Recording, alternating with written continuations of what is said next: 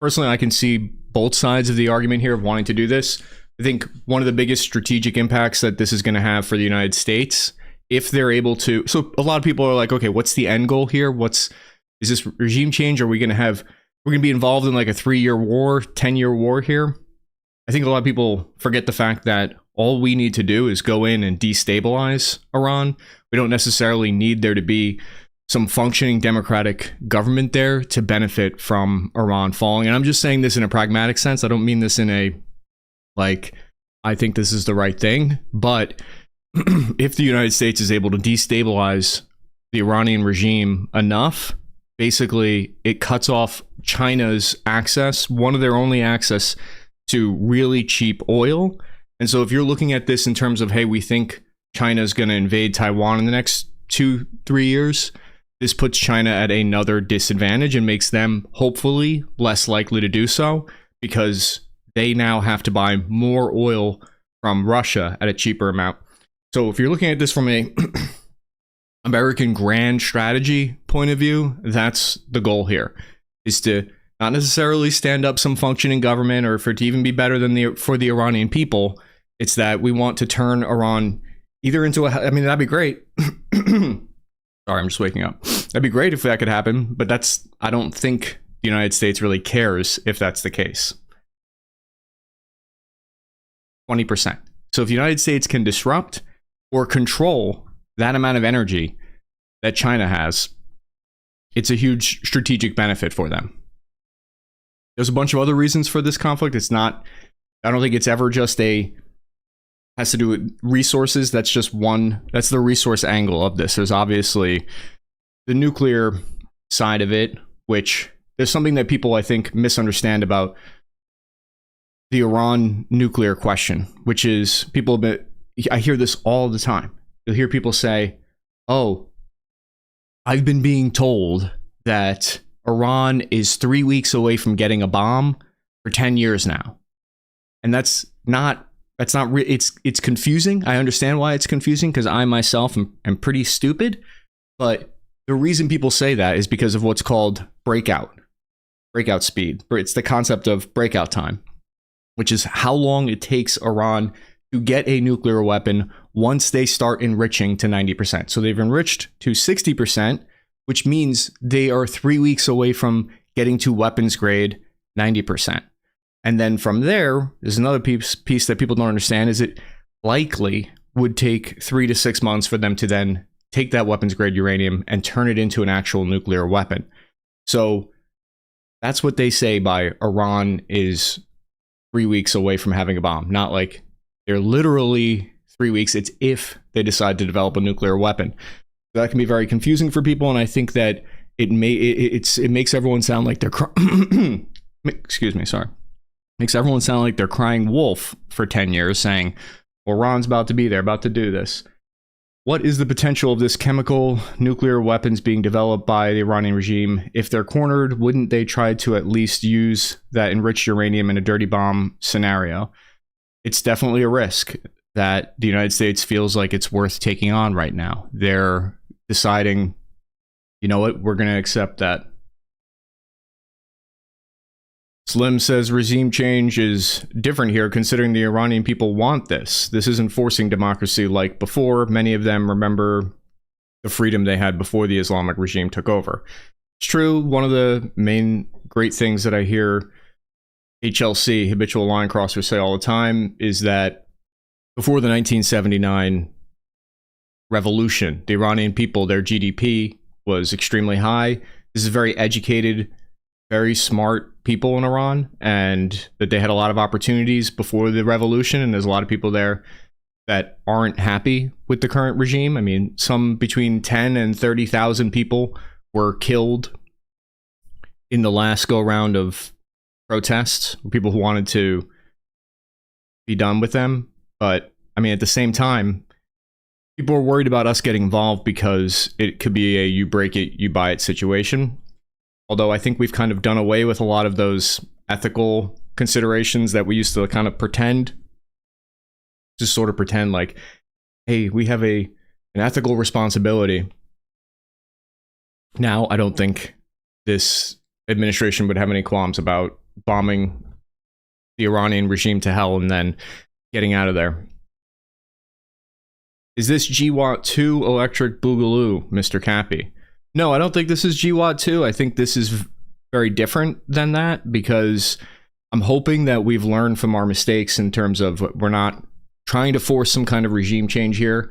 I don't think the United States is going against some nebulous terrorism, some enemy that kind of can never really be defeated in a lot of ways, or it's very difficult to defeat an insurgency. That's a very good question. So there's this research paper that was released about 3 months ago that was sent to congressmen. It was sent to U.S. military war planners. And it's like this 100-page document that outlines exactly all of the locations that U.S. airstrikes would need to hit in order to topple the regime. And something that people don't really focus on and know about is that there's the Basiji. Everyone knows about the IRGC. Everyone knows about the Iranian Revolutionary Guards Corps, but nobody knows about the Basiji, which is really the ground level militia, to 100,000 to 300,000 strong, that are located throughout Tehran, and they're the system of repression. There's this institutional, systematic way that Iran controls their people, and it's 10 times worse than, it is the Gestapo times 10. And their whole purpose in life is to repress any attempts to rebel and overthrow the regime. And so what this paper did was it outlined all of the exact locations of where would need to be hit excuse me, to topple Iran. Because without the Basiji and without the Thrala headquarters, which is where it all emanates from, the Thrala headquarters in Tehran, this is basically the apparatus, the state apparatus that puts their thumb down. They're the ones who systematically know, okay, we're getting together, we're going to this stop that's frequently where protesters are. If protests happened here, they know to send out roving patrols with guns. They know to send out and block out this checkpoint and that checkpoint. It's like become an actual, there's spreadsheets on this. This has become institutionalized, the system of repression. So it's key to knock that out, which is why I wouldn't be surprised if we see strikes on that. Sounds difficult to achieve, maybe not impossible though. Okay, so there are some 3,000 Basiji military or like little outposts spread out throughout Tehran and the country. So yeah, it's very distributed, and that's something that they've done in the last 2-3 years, where they've distributed their operations so they're not so dependent on just one headquarters or one base. And there are 300 other smaller outposts, and they each call into each other. So we're talking about many hundreds of locations inside of a packed city that would need to be sort of decapitated. Iran vows decisive retaliation after U.S.-Israel launch strikes. Iran's foreign ministry vowed a decisive and definitive response Saturday after the United States and Israel launched military strikes across Iranian territory. The ministry called the attacks a violation of UN Charter and warned that this armed forces will not hesitate to defend the country. We'll see how those threats stand up against the time in the next few hours and days. This sounds like it's going to be a not just one day, one-off strike like we saw in Venezuela. It sounds like this is going to be multiple days of bombing. It's going to be a multiple day long operation that's going to be required to hit the volume of targets. The strike package, I can't imagine the air tasking order for this type of operation. You're talking about hundreds of targets that need to be hit. Missile bases, the remaining 100 or so ballistic missile launchers that they have, the mobile ones at least. There's also fixed one silos in the ground. My in-laws are from Iran. People supporting the Shah are too young to remember the atrocities. There is division and no clear path after. Danger equals mullah for crown and another dictator, Len-like. There are a couple of different ways this could end. One of them is that we could see chaos like in Libya, where the government collapses, they're able to hit a decapitation strike, and the country just devolves into civil war. But again, what we were talking about earlier is that that would still meet the US strategic goals in Iran if it were to collapse like that. Nobody wants that, but it could be one of the things that they're specifically aiming for. Where in Iraq, when we toppled Iraq, we were like, we want to make sure that the country is okay afterwards. That's not going to be the game plan this time. Only missile airstrikes, no boots on the ground to win the war with Iran, right? No, another Vietnam, Afghanistan. Correct. Right now, there's appears to be, as far as I know, no boots on the ground operations, just missile and airstrikes. Kind of similar to like what the United States did with Libya under the Obama administration, where they used decapitation airstrikes. But the difference here is that there's no real big military faction on the ground. There are protesters, but they're largely unarmed. So one of the things that people are curious about is how this is going to lead to removing the Islamic Republic without actual boots on the ground. And there's a couple of ways, couple of theories that are out there. One is that there's this large group of Iranian Kurdish resistance fighters who, since 1979, the Iranian Kurds were exiled from parts of Iran, and they're now basically on the border of Iraq, which would be Western Iran's borders, if we look at the map in a minute. But one of the ideas is that the US military has been arming and training, the US Special Forces have been arming and training these Iranian Kurds in Iraq because of the fight against ISIS. So the CIA operators have been there, and the idea is that we could use these Iranian Kurds on the border as a kind of boots on the ground, a proxy militia for us. We'll have to see if that actually happens, but that's one of the things when you look at what the Iranian Kurd commanders have been saying to news reporters recently, is that they say, if the US goes in, we will go in. And the last protest in January, what we saw was the Iranian Kurds they dipped their toes in the conflict. They did a little bit of, too hot without US airstrikes. So they attacked some border outposts on the border with Iran, but they didn't actually go any further than that. And they said, we can't go further without support. So we'll have to be monitoring the situation. They killed a bunch of Iranian guards, the IRGC guards on the western border of Iran. So we'll have to see if they do that again here. So what I'm looking at is airstrikes, a lot of them focused in Tehran. Reports indicate that missiles have hit some locations in eastern Tehran. I mean, I gotta pull up this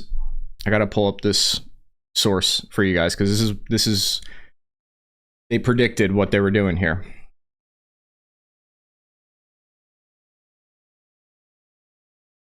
Give me a hot minute while I go and figure this out. Cappy, stop singing. The fuck? All right. I've almost got it. Good to have you this morning. Good luck with moderation. The waters are so murky from propaganda trolls, AI slop, and old videos claim to be new mainstream news. Slow to present most of the media out of Iran because of it. Well, thank you for the comment, Warhound. It's true. There needs to be vetting of the whatever footage you look at. Keep in mind that it could be AI created. It could be fake. Those are things that we have to be concerned about. And there's going to be a lot of misinformation and disinformation. And that's part of what we're going to hope to push through today is that disinformation. That's really what I do when I put these videos together, is I just try to sift through the BS and I try to pull the wheat from the chaff. All right, I'm excited to show you guys this document on the Thrala. Here we go. Let's do it. One of my favorite documents. This, I think, explains a lot of what we're looking at and what the US is targeting. This is the Thrala headquarters. This is put together by the United Against Nuclear Iran policy group that has influence inside the US government. Their mission is to educate the public and policymakers and businesses about the dangers posed by the Iranian regime. So that's where this paper is coming from. It's important to know where their bias is, where they stand. The reason I like this paper too is put together by some real experts on the issue. You got, here's that pronunciation roll skill check that I'm gonna pass with snake eyes. Syed Golkar and Qasser Arabia. Sorry if I mispronounce your name, guys, but these are a senior advisor of the United States against nuclear Iran. They serves as the U.S. Foundation Associate Professor, holds a PhD in political science from Tehran University, obtained in 2008, and then as the director of Islamic Revolutionary Guard Corps Research. These people know a thing or two about the regime, but basically they wrote this 80-page document giving a play-by-play rundown on how to destroy the system of oppression in Iran. And the Thrala headquarters was basically set up in 1995 as a way of suppressing one of the earliest, biggest unrests that happened in Tehran, because that's when they revealed that they couldn't just quickly put down any large-scale revolt, and the capital could be taken over within 2 hours. In 1995, they learned this. So what happened was, this was actually Ali Khamenei's first taste of how to suppress a rebellion, and this Thrala headquarters grew out of that and became more strong, and it just increasingly, the Islamic Republic relied on this group to maintain their power through repression.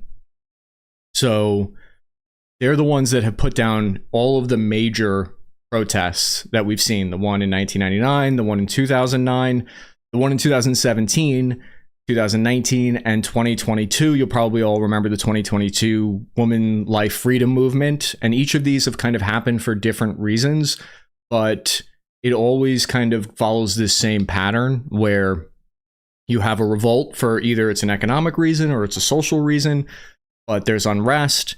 And then these dudes here, these guys that you're looking at here, are responsible for putting those revolts down. And it's become increasingly more brutal, their methods.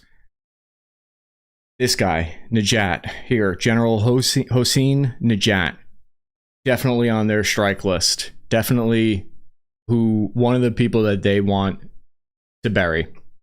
And he's been responsible for, one of the things that he's actually known for is that he instituted the Chinese technology that they brought in from the CCP to surveil and turn off communications for the country.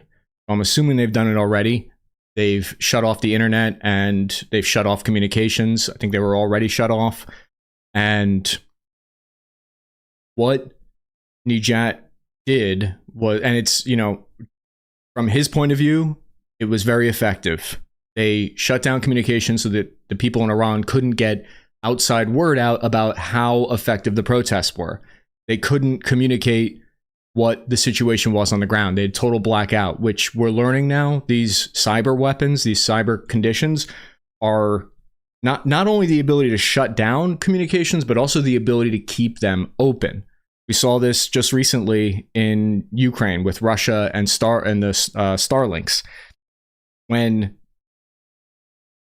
they shut down all those Starlink terminals for the Russians, Ukrainian forces push forward. This ability to communicate or not communicate has become decisive in modern conflicts, more so than ever before. And so what the Wall Street Journal recently reported was that the CIA and special operators have spent the last month or two smuggling in Starlink terminals. 7,000 Starlink terminals were smuggled into Iran in a covert operation that was disclosed purposefully by the administration, by the US administration, to reporters because they want this information out there. But I'll get back to the thrall in a second, but this is important, key important aspect. The US has spent the last few months smuggling these Starlink terminals in to keep communications open. So it's this battle of keeping the airwaves open or closed. And Najat was one of the ones who was responsible for crushing that. And what we're looking at here now is this paper has outlined exactly the structure, the command structure of the Thrala headquarters, which there are 10 other security military headquarters that fall within the structure of the IRGC ground forces. And Thrala operates as the Guard's primary security headquarters. This here shows us the location, basically the order of battle for them, you could say. There's an operational headquarters, then there's a provincial guard headquarters, and in each province. And so you're looking at each of these needing to be hit. Cyber Herbalist says the airstrike is in support of the Iranian people as well as in defense of those countries and people who have been harmed by Iranian proxy aggression. Thanks, Cappy, for your coverage. Thank you, Cyber Herbalist. Yes, I agree that one of the things that people have been most upset about in Iran is the proxy groups that Iran funds. So when you look at a country and their economy is not doing well, the people are going to get upset about the foreign entanglements that that country is getting involved in. So in Iran, much like how you hear in America, a lot of people in the US are very upset about US aid. They're very upset about their money going overseas. They're pissed off about funding generational wars that go on and on forever when conditions at home in America aren't good for a lot of people. And you can understand why people would be upset about those kind of things. The same, humans are the same everywhere. People aren't different in Iran. Iranian people are humans just like Americans. And so there's something about human nature where you don't want to feel like you're getting screwed over by your government.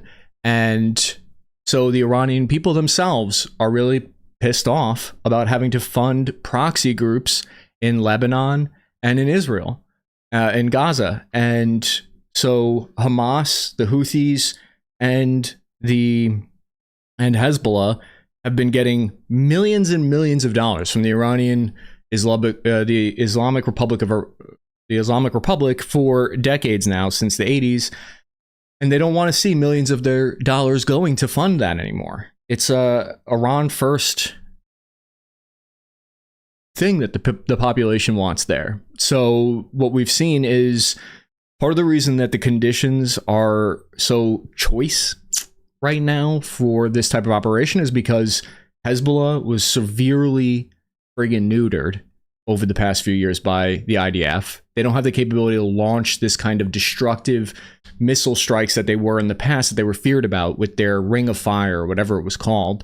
And in the past, the worry was that Hezbollah would launch just everything. They would go, nuclear and fire, not literally nuclear, but they would fire all these missiles into Israel and destroy their airfields right on the border.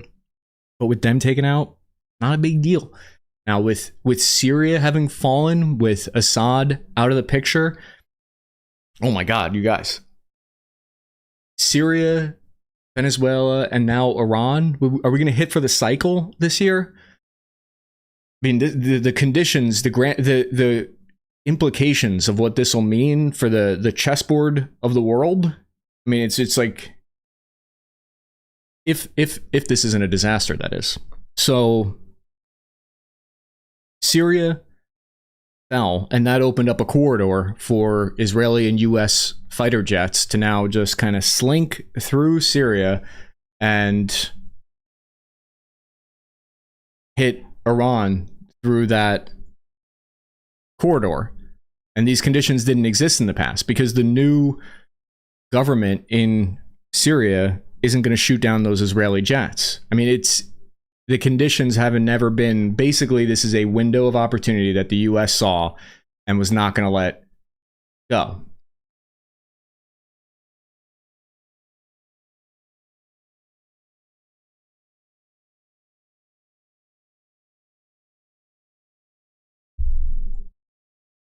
We're going to get back to that document in a second.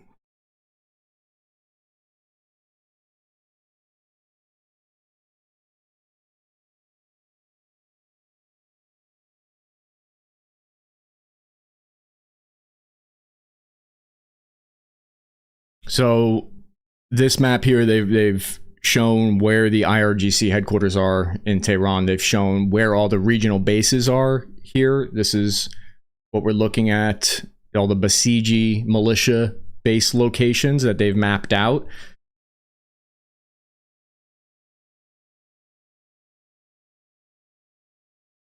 Six, seven. Very true. Is your personal belief, do you think this is just war or just another benefit for our greatest ally, quote unquote, meaning Israel? I think our interests with Israel are aligned here on, it would be for American interests, probably more for Israeli interests, but it would be in America's interest to knock out Iranian regime just because of the benefit it would have against China. And I think that's the big play here that the United States is making. What we're seeing is maximum pressure being put on trying to end the war in Ukraine. And if you look at the grand strategy documents of the United States that they put out over the last year, their whole grand strategy is we need there to not be a war in Europe so that we can focus on the Pacific and we can focus on China. Because I think all of their assessments are showing that they believe China is going to invade Taiwan in the next year or two. And so they, in order to deter that, they feel that there can't be a war on Europe's doorstep, or that if there is, it needs to be well and truly handled and suppressed. And one of the ways to do that is to control the energy in Iran, control the energy in Venezuela, crack down on all of this shadow fleet of oil tankers that have been running willy-nilly for Russia and for China and Iran. So what we're seeing is this, every lever of pressure that can be put on ending the war in Ukraine is being pulled, basically. This is just my assessment. You guys might feel differently, but that's my read on it, is that the United States is trying to set up the chessboard such that it's not in China's interest to invade Taiwan. And you can't have a war in the Middle East either. If you need to focus 100% of your forces on the Pacific, there can't be a threat of war that would pull the US, because we've seen what have we learned over the past few years?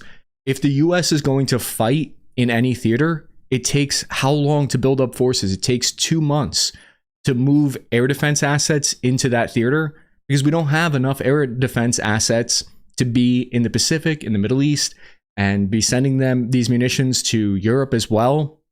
We basically have enough power to fight in one theater at a time. We had to move off an aircraft carrier from the Caribbean from when we were engaging in Venezuela. We had to move that now to the Middle East. So what would happen if China were to attack Taiwan and at the same time, either there were war to kick off with Iran in the Middle East, or if Russia were to test limits in Estonia on the border, for instance? You're talking about, just game theory wise, impossible for the US to fight and defend in two theaters at the same time. And it would just take 2 months to build up the combat power anyway. The United States is seeing an opportunity to basically take the Middle East off the board, to no longer have to worry about there being any kind of war in the Middle East. Because if Iran is destabilized and they're just a chaotic country because of these strikes going forward, that meets the criteria for a strategic victory for the United States. I hope that doesn't happen. I don't want that for the Iranian people. I'm just saying, from a point of view of strategic thinking, that's what they're thinking. The same is true in Europe. You can't have a war in Europe. And so how do you stop that? You control the energy. You stop allowing Russia to have the funds to continue that war. I don't know if it's going to be successful, this grand strategy that the United States is putting into play here, but I'm just saying that that's what they're looking at. Cappy, want to give info on the footage of the Bahrain 5th Fleet commander being hit? Stayed on that base many times. Can say the huge explosion missed the main complex, the mall, command portion, barracks, and shopping hotel area. That's the zombie saying that. Thank you for your comments, sir. Yeah, let me take a look if I can find the footage of that. If somebody wants to send me the link to that.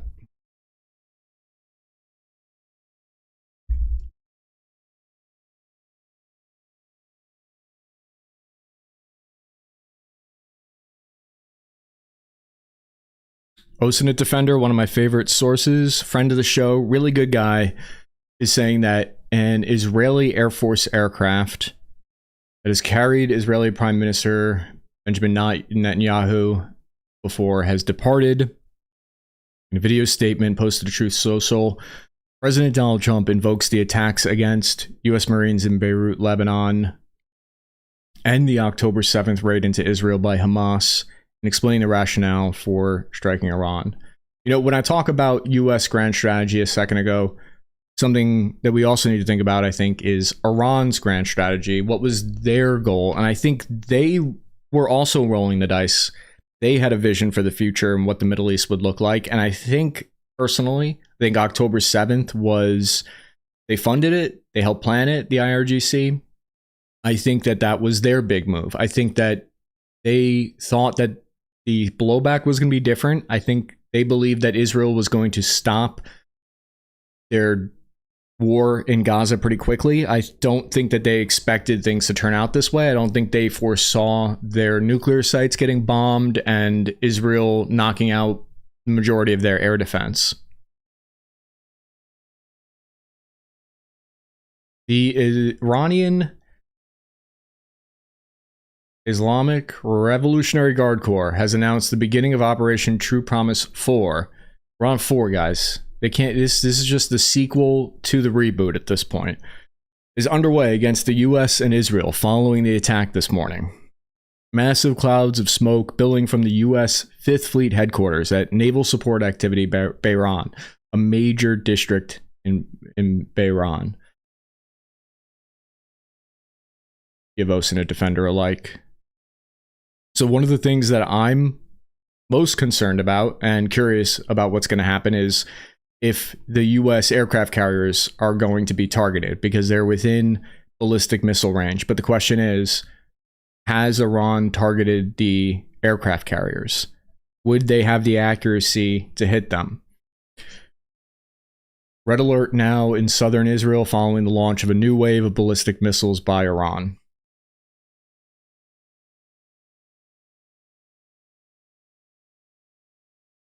Satellite imagery shows a black plume of smoke and extensive damage at the secure compound of Ali Khamenei, Iran's supreme leader, in Tehran, following this morning's joint strikes by Israel and the United States. So, did they have good intelligence on his location? Were they able to destroy the building? Says extensive damage at the secure compound, though his whereabouts were unclear. The image taken by Airbus on Saturday morning shows collapsed buildings at the complex, which typically serves as Mr. Khamenei's residence and main premise for hosting senior officials. Iranian Supreme Leader and the President, as well as those responsible for commanding the mass murder of Iranian protesters, were targeted by this morning, by the strikes by Israel and the U.S. this morning. Here we see the Patriot surface-to-air missile batteries from the U.S. Army attempting to shoot down Iranian ballistic missiles in Kurdistan, northern Iraq.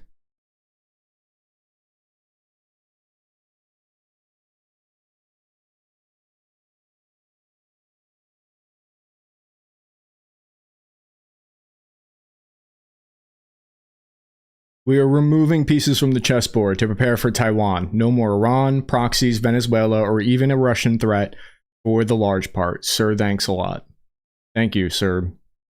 Thanks a lot. We're not drinking Dunkin' Donuts this morning, says Jess. Bruh, all we do is drink Dunkin' Donuts. It's that kind of morning.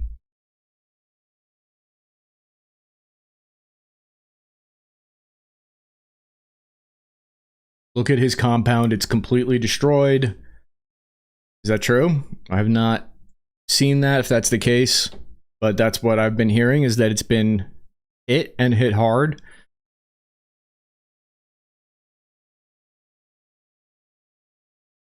We go back to the live conflict map. We see airstrikes in Tabriz in Iran's northwest. The Parchan military base was hit by airstrikes. Several explosions in Bahrain. American base in Bahrain is reportedly under attack. Iranian state media, Iran attacks American bases in the region. All American bases and interests in the region were targeted by Iranian missiles.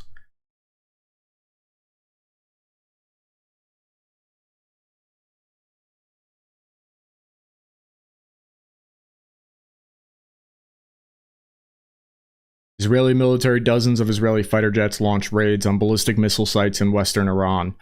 Amid the operation against Iran, the Israeli military has called up some 20,000 reservists, mainly in the Israeli Air Force Intelligence Directorate.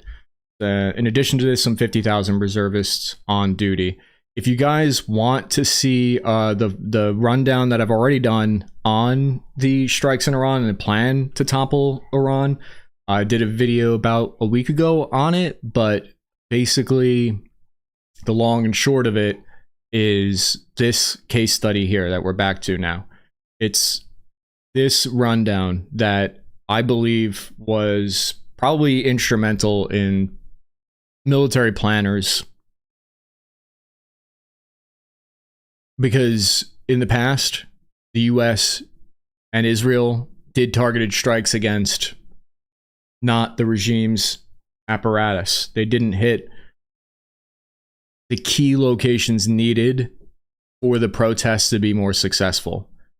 So one of the tactics that this system of repression uses is they are very mobile. They're on motorbikes, the Basiji militia, and they ride around on motorcycles, basically just beating the hell out of any kind of revolutionary activity. These teams are trained for speed, intimidation, psychological operations, and crowd dispersion. Their main job is to scatter crowds before they grow. They weave through alleys, flanking protest groups, and circling demonstrators.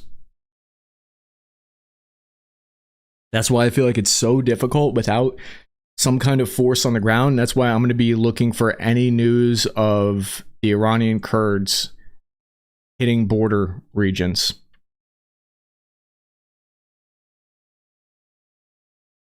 We're going to keep a lookout for that. There's also resistance forces on the border with Pakistan, actually.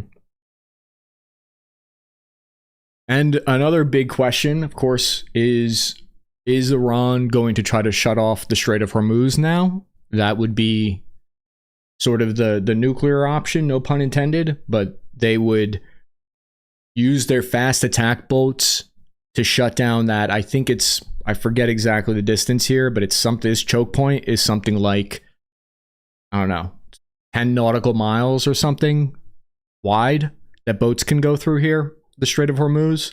And so Iran has trained and believes that they can shut down the Strait of Hormuz with sea mines all over the place.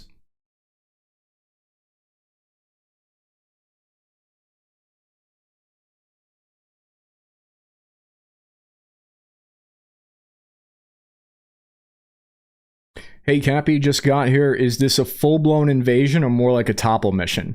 From what we're seeing right now, it doesn't look like it's a full-blown boots-on-the-ground invasion at this point. And from what we're hearing, it's not going to turn into that.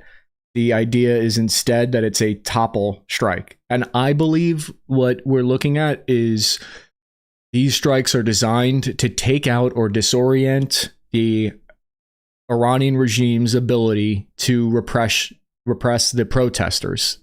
That's the whole goal here, is to take out that ability, that their ability to communicate and to organize and to put down any protest movements.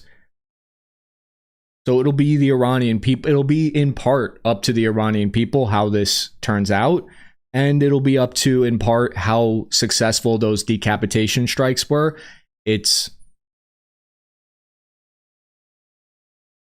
interesting that they tried to just basically assassinate the leaders of Iran, which is normally considered a diplomatic foul. It's a party foul. So here's where they're hitting.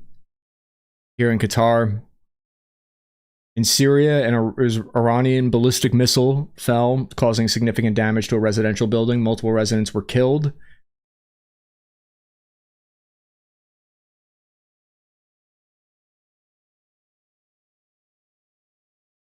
We're also going to want to know, are they basically going for broke here? Is Iran targeting the oil infrastructure in Saudi Arabia?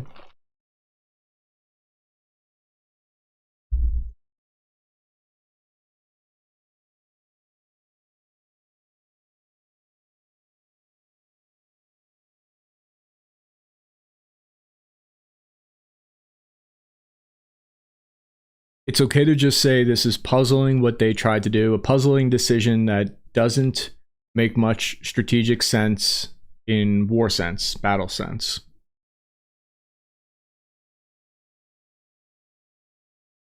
Yes, live view map is what we're looking at right now. That's the OSINT tool that a lot of times I like to use.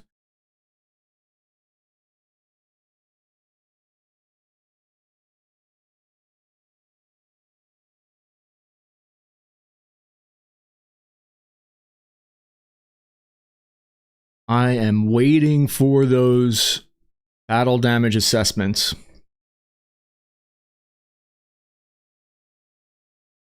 To come pouring in.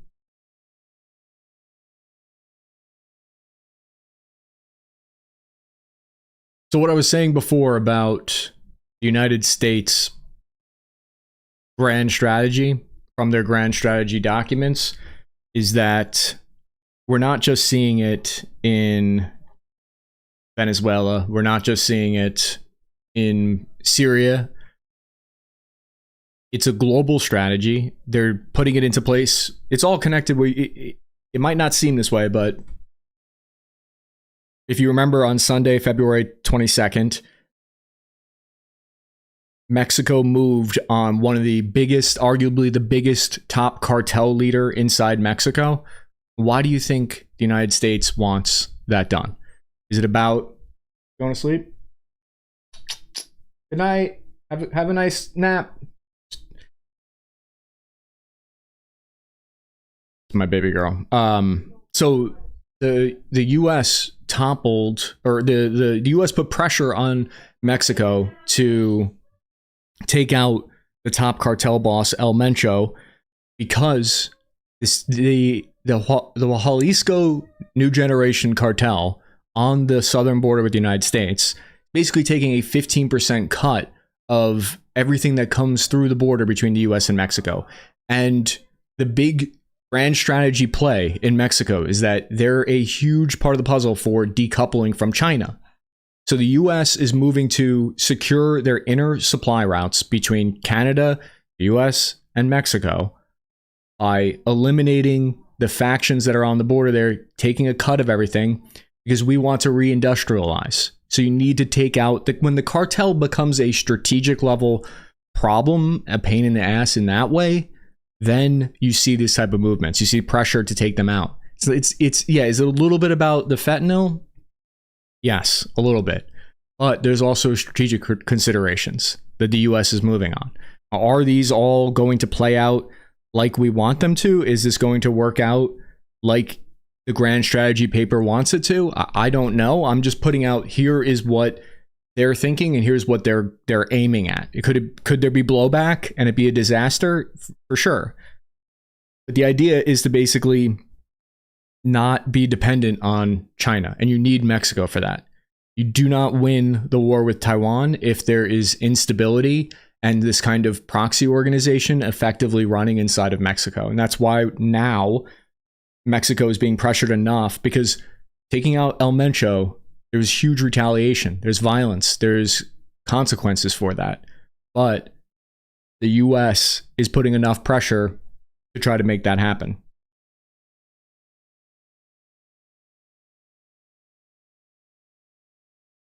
Here is where the paper maps out exactly how the Thrala headquarters puts their thumb on the Iranian people. I freaking knew it. No one believed me when said it. You called it. You knew it, good sir. Cappy, in your opinion, is this a decapitation strike to cripple and overthrow the regime, or a submission tool to bend the will of the Ayatollah in line with U.S. policy in the region? So that will depend on the outcome of these strikes over the next week. If by the end of the week, it looks like the regime is going to survive. If these bombing campaign just hits all these targets, you know, Iran levels some buildings, some U.S. military infrastructure in the region. It's a week from now, and that's the case, and the regime is still in power.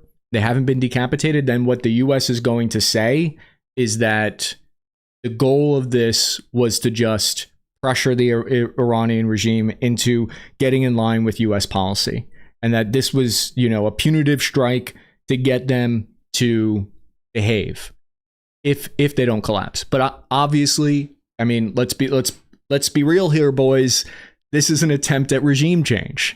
Anything short of regime change right now is not going to be great. It's not going to be worth the billions of dollars and all the military infrastructure that we moved in and all of these the risks that we're taking on here. If the Islamic Republic doesn't collapse, that's not the game here. That's not the game plan here.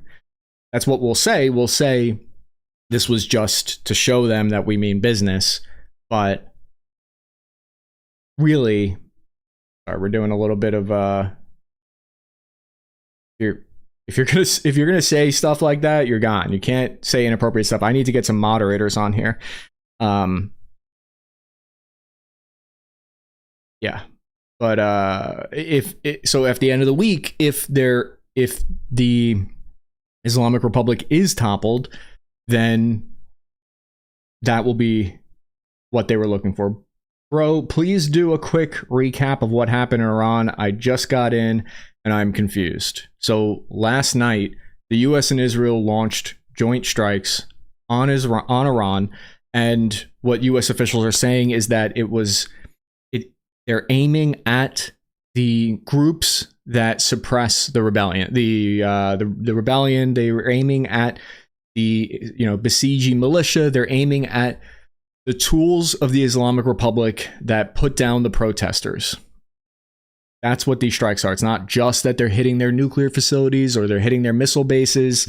This is an attempt to give the Iranian people, the agency, the ability to fight back.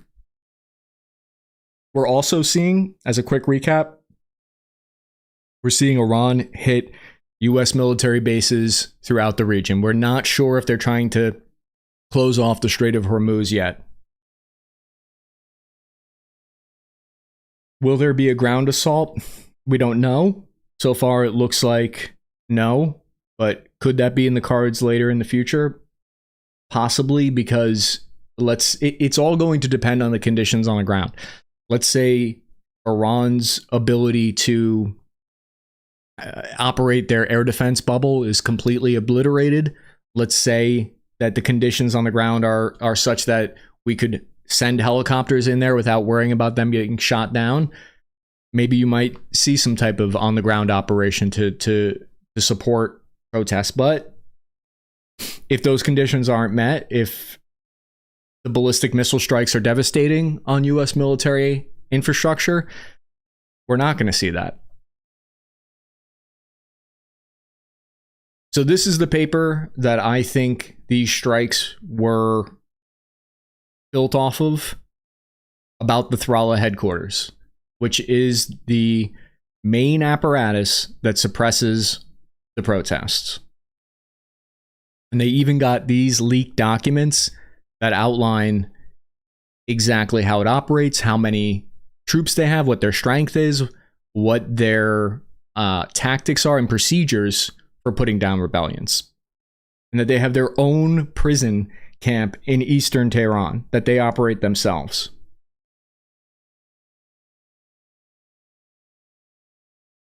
Hey Cappy, you are Iran and you see two carrier strike groups gearing up to attack. What priority assets are you moving out of the way? If I'm Iran, so when you're getting hit by these attacks by the US and Israel, you really can't move anything out of the way. What they've done, what we've seen in satellite photos, is they've reinforced locations over the past few weeks. They see these aircraft carriers coming at them, and what they've done is they've built concrete walls over the entrances to some of their underground facilities. They've built earthworks around some of these facilities. This is what we've seen. They've prepared their defensives, but as much as they could, but they've tried to hide their mobile launchers. But we have satellites overhead that instantly detect when there is a kickoff of one of those ballistic missiles. I have a friend from Iran that the entire country isn't Muslim. The region has areas they sort of control, and a lot of country doesn't practice Islam. I mean, he smokes, drinks. Cheers to your friend in Iran. I hope the best for them. Cappy, let's go. Any other dirty plops in the chat right now? On my pepperback boys.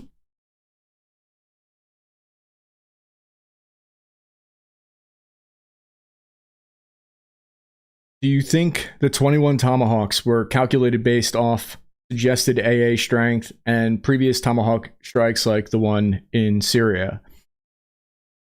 I think the 21 strikes were probably assessed based off of how many they need to bury into that one location. And you send 21 Tomahawks when you're certain that you want to delete something. When you're fair, when you feel like you have good intelligence, that you really want to delete something hard.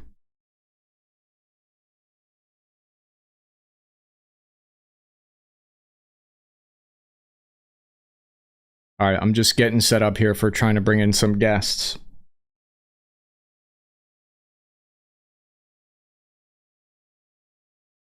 gonna take me half a second to get set up.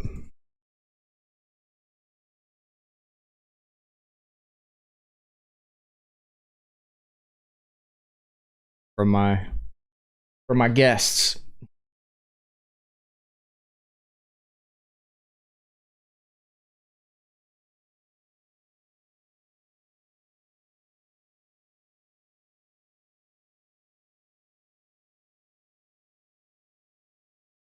Let me know if you guys have any questions while I get set up here for bringing on guests.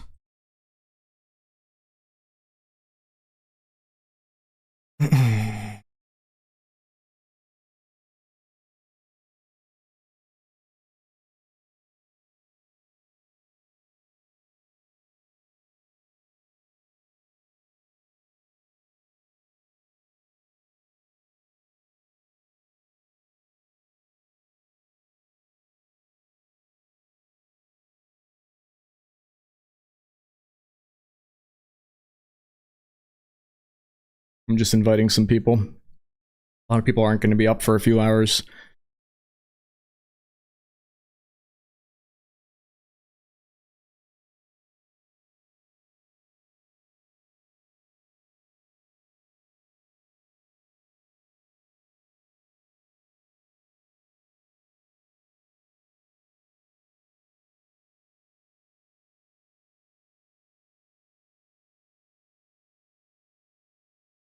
Love the speed shirt. Does this mean we're taking back the Holy Land? Speed is one of the greatest channels. Speed with 4 E's, I believe, or 3. They're good peeps. Check them out. James, you probably already know him. He's iconic. They're good dudes over there. They sent me this. That was nice of them. Does this mean we're taking back the Holy Land? This might be the 5th crusade that we're seeing right here. This is the culmination of 3,000 years of promises. They've been blueballing me for millennia. You should get Preston Stewart on. Absolutely. Let me reach out to him. I'm sure he's going to be super busy. I don't know if he's going to have time.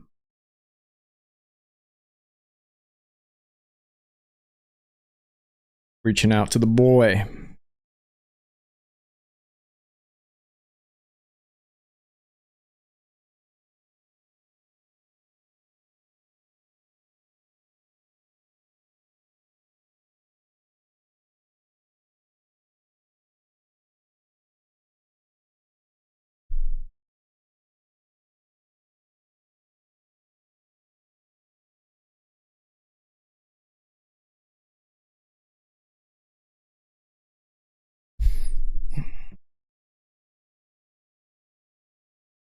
Cappy, do you have a link to that white paper about toppling the Iranian government? Yes. Sorry, I should have sent this so you guys could follow along at your own pace.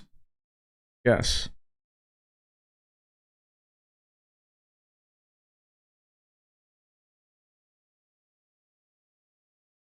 I need extra screens here.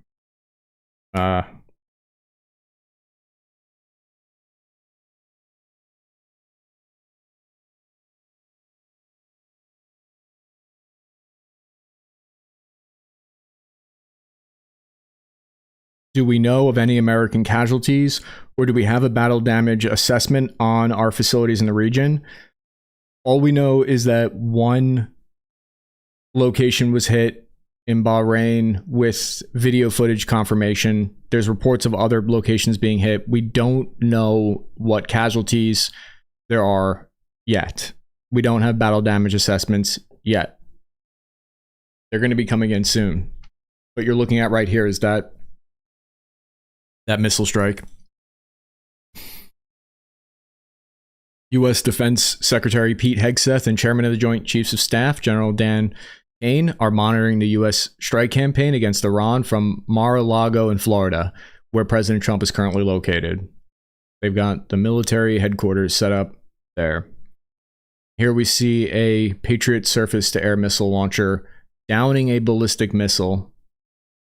That looked like it got uncomfortably close there.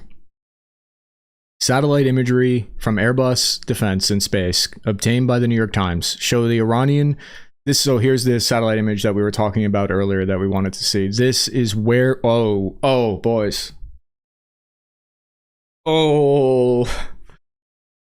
That's not good.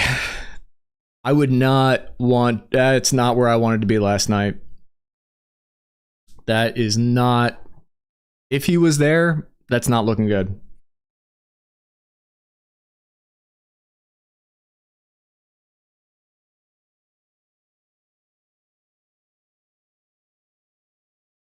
Be prudent to summon the hog for this laser pig. Laser pig is outstanding. I spoke to him once a few years ago. He's a really good guy. I would love to speak with him again, but I lost all of my emails when I changed email addresses, when I changed, let's say, YouTube channels.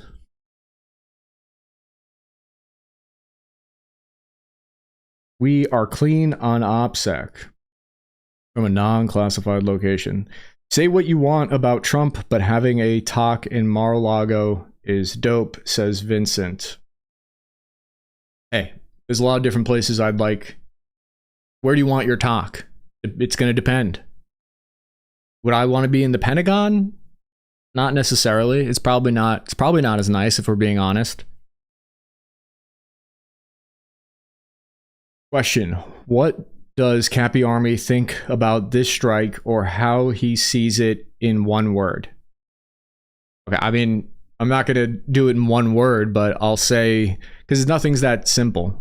When it comes to an operation like this, nothing's that simple. I can't sum up my feelings about it in one word, but I'll sum it up in as concise as I can be, which is that I'm skeptical of regime change in the Middle East, another regime change operation. I could see it being a disaster in some ways, and there's other ways that I could see why this aligns with US grand strategy. And if a month from now the Islamic Republic is toppled and the Iranian people have their control of their lives and freedom, and they're able to vote in who they want to vote in, and their country's GDP explodes and everyone there is more prosperous in the future for it, then I'll say in one word, hua. But if a month from now it's chaos and it's actually keeping US forces tied down in the Middle East and we're unable to focus on the Pacific because of this for some reason, whatever reason, then in one word I would say, whoops.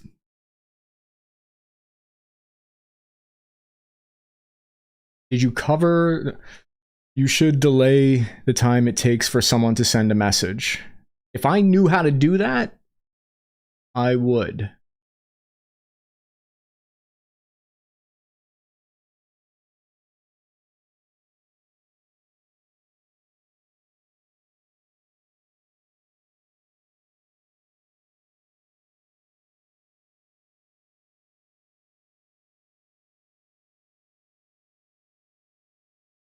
Is there already information on what the strike package looked like?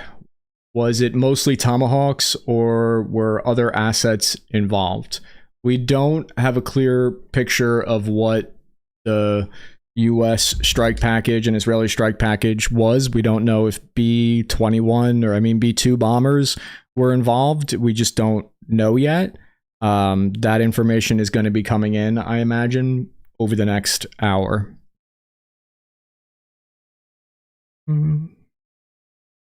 So some say radars of the US got hit.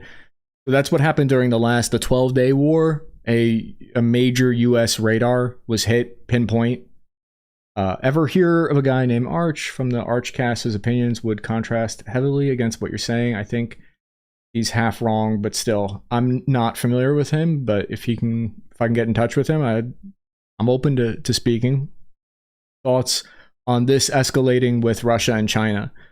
That is, I guess, one of the main concerns, that they would get involved. They've shown that they're not willing so far in the past to get involved, much past sending some military assets to help reinforce their air defense, but there hasn't been a huge ability for Russia's side to spare any military arms for Iran. If I were Russia and China, I'd be feeling the pressure right now, because it seems like the US is making a lot of big moves in the past few months and preparing for something. Maybe they have some kind of intelligence that you and I are not aware of, privy to, that is pushing these kind of movements.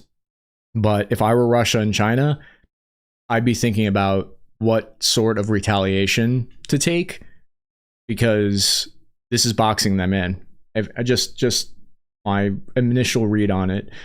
If this works, are we going to see liberal Western Iran? Let me turn off desktop audio. Equal rights type stuff, MAGA hates, or more theocracy? We don't know. We have no idea if this would turn into equal rights.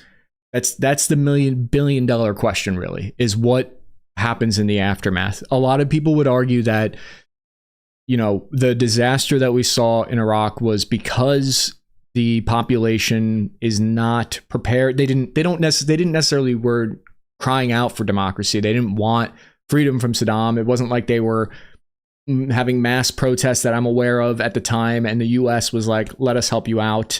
This is a different situation. The Iranian people, very highly educated. They, in the past, have prospered under a different system. They have been, for over 10 years, they've been having these protests where they've been trying to take back control from this theocracy.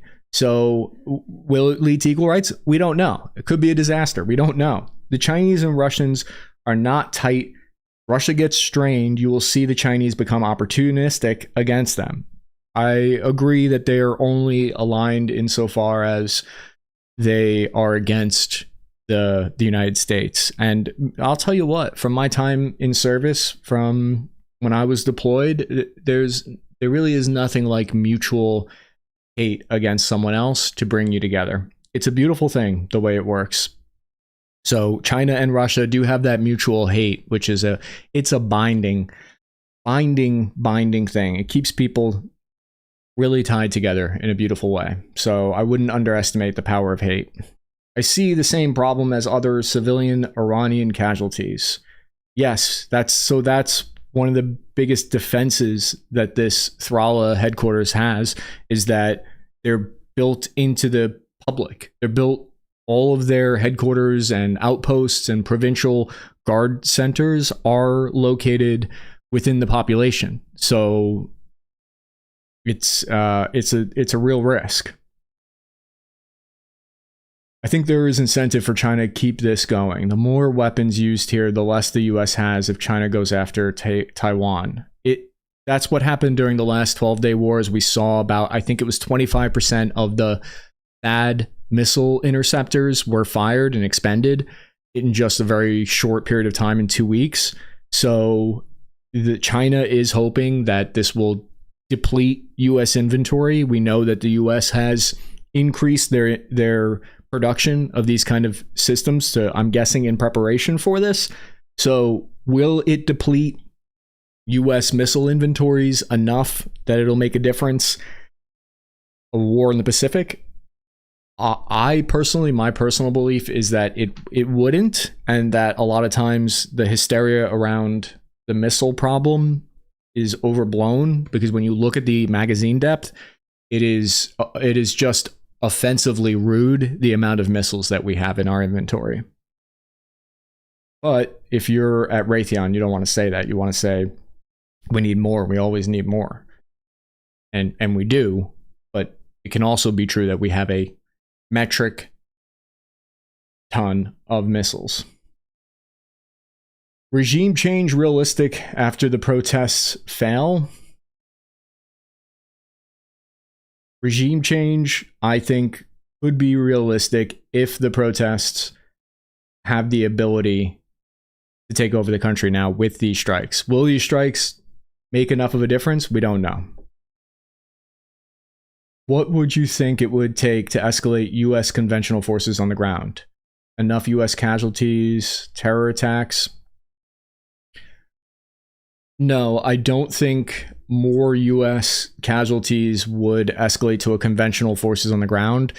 One of the main reasons is that that window of opportunity to have a ground war against Iran sort of passed about, what, over 10 years ago now? Like, we don't have any, correct me if I'm wrong, chat, we don't have any overland corridor access to invade into Iran from land. Right now, Iraq wouldn't let it happen. We have no massive troop force on the ground inside of Iraq that could... Here, take a look at this. This is Iran. And our only land corridor into Iran was through Kuwait. We have a lot of tanks and ground forces in Kuwait, and they were going to go from here through, or I should say, they were going to go to Tehran. One sec, I'll show you.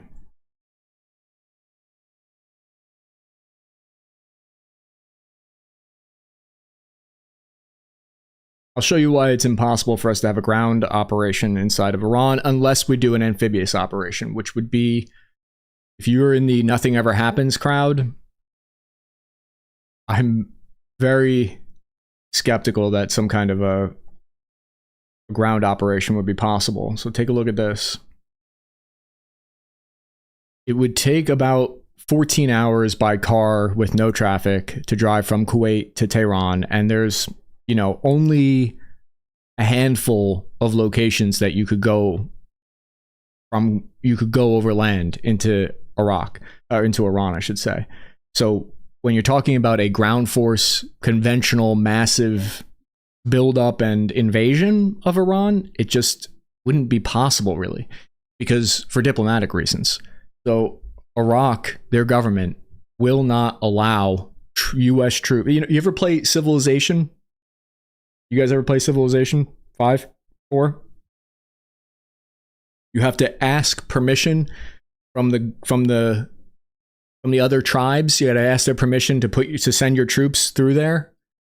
It's the same thing in real life. You can't send U.S. forces through Iraq without asking their permission to travel through their tiles.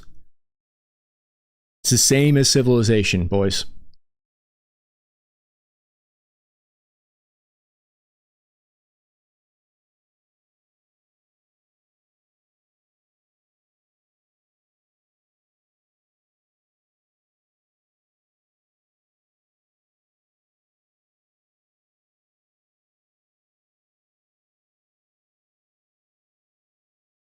Yes. My man played Civ. Actively playing Civ 5 right now. Love from Long Island. That's my home. That's my home. Grab a bacon, egg, and cheese sandwich for me with some SPK.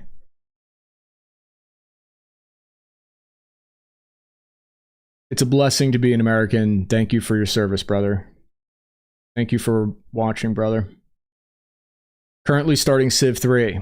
Okay, so what I'm saying is, you look at the other countries as well.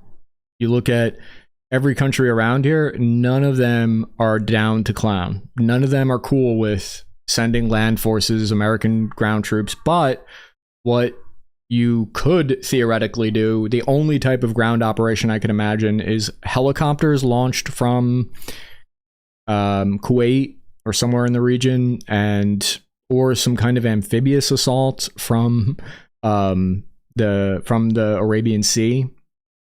Like, where else are you going to get ground troops in there? And the only way you could do that is if you opened that sort of the conditions on the ground for that to happen. My troops are merely gathering around your borders. I don't think there'll be thousands of Marines, tanks, and paratroopers dropping into Iran, but small groups of Israeli and American special forces committing sabotage and asymmetric operations. It's very likely that that's already taking place. That we've known that Mossad and the CIA have gotten through this western porous border for they have about a 500-mile long border with Iraq, and it is easy to get through there, boys. It is easy to get through there and to smuggle equipment through there. There will be 8 crusades. This would be the 9th. Oh, did I say 5? Or the 5th crusade? No, you're right. This is the 9th crusade. Most likely, raid would be seas and airbase by helicopter. Yes, that's what they've trained for. We've seen them do it in the past. Israel has launched covert helicopter raids and taken out missile bases in Syria. So if they thought that there was a risk of some type of really dangerous missile base that they needed to take out, that's what I would see as the extent of any kind of ground operation.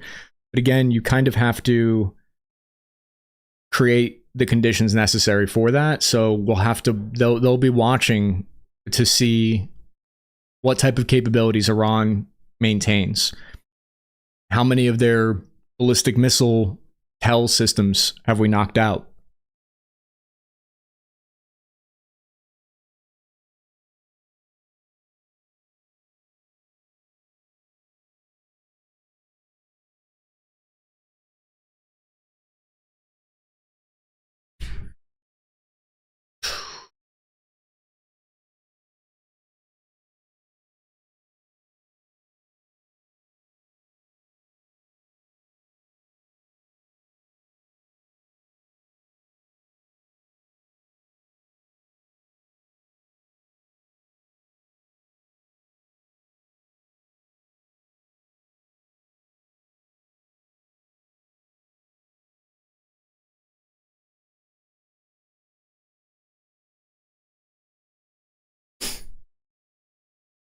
All right, I'm going to bring on Diego, our Cappy Army producer, Diego, and researcher. And we're going to talk a bit for a minute about this.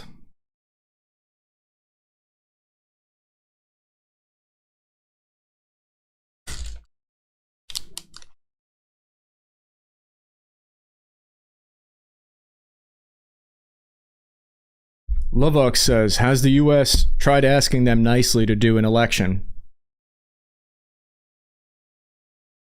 We tried. The US tried very nicely to ask.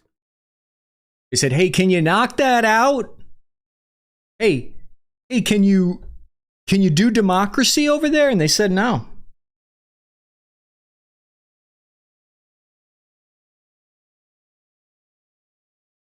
I don't know what it is about them, guys. I don't know what their deal is.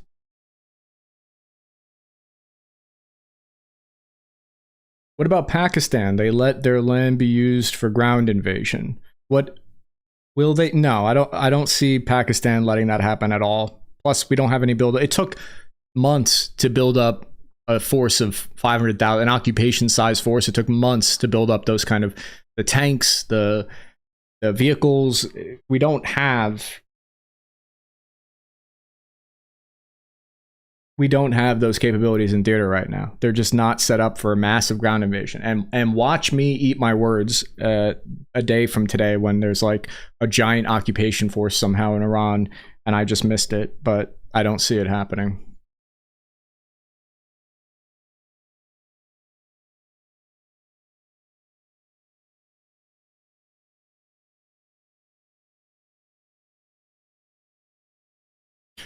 About to bring on a bro. It's because, you know, sometimes I get lonely, guys. I leave my house. I'm allowed to leave like once a week. Sometimes I'll go out twice a week. I'm lying. I don't. I'm lying. Didn't say that. I never leave. So to get my human interaction, I got to do some phone calls. I got to talk to some people. I can't just talk to myself. Off topic, thoughts on new Space Marine update. I played the game through. I didn't realize that they put out an update. I beat it. Guys, not trying to brag, but I beat Space Marine.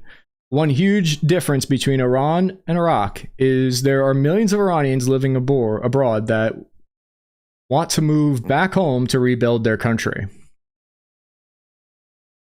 There is that diaspora in the United States of Iranians who would love to get back home. Made so much on Poly today. See the third worldists. It's about time we let the kid get some action. I'm going to try to bring in HLC later if he's available. He might be traveling. Who knows?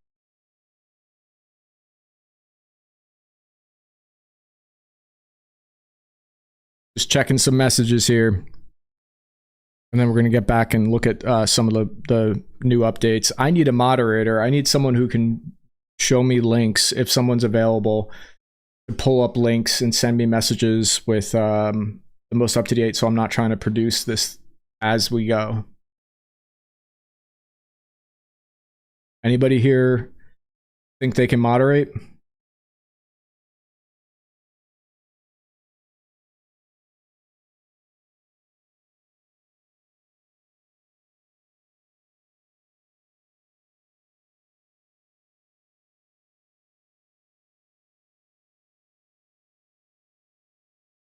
Anybody here able to moderate and help send links and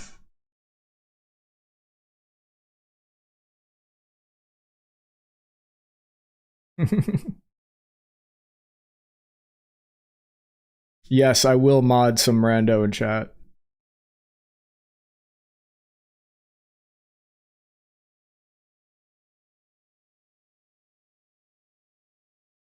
I have a Discord. Okay.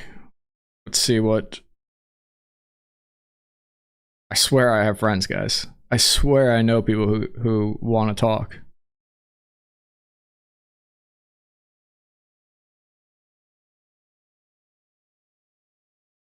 Cappy, I know you're just an average infantryman. Any thoughts about the Ford extension upon extension, theater to theater? Got to be taxed ship with hurting crews and stress systems. Yeah, what I always have said about the strain on the Navy is, like, if you look at the Navy's own website, they say we are aiming to only have sailors out at sea for this amount of time, but during times of war and increased pressure, expect to be out at sea as long as this amount of time. And so far, correct me if I'm wrong, I might be wrong, chat, but the extensions that that the sailors have received have been within those limits. It's within that threshold, and it's the upper limit of it. They've been out at sea as long as basically the Navy's own website says expect to be out to sea. And it sucks. It sucks from everyone I've spoken to who's been out on sea that long. It's difficult, and it's stressful on your family, and it's stressful on the boats, the boat's life cycle, the ships. But it's like, hey, I got lucky. I wasn't stop lost when I was in Iraq, but I know there are dudes that got stop lossed and got extensions to 15 months on the ground in Iraq. So when your country calls you, it sucks, but they're being taxed more. If this is about depleting the ability to suppress the public's ability to affect regime change, isn't this the first of many strikes? Yes, and that's what they're saying themselves. All the messaging that I've heard is that they are preparing for weeks of bombings. If you have a problem with being on a ship in the Navy, too blanking bad. The Army has to sit in a trench. You're not wrong.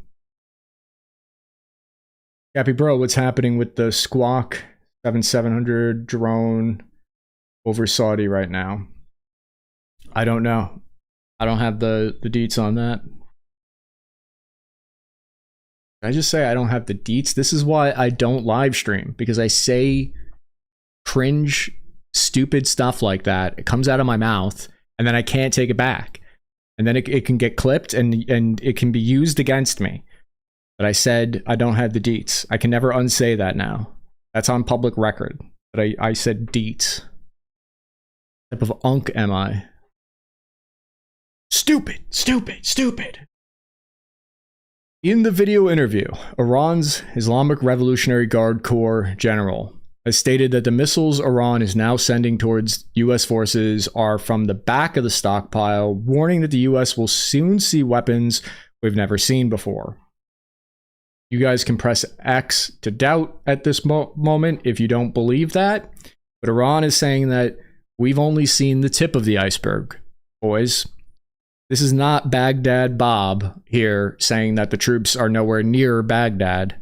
This is Ibrahim Jabari. This is Tehran Jabroni. This is not Baghdad Bob.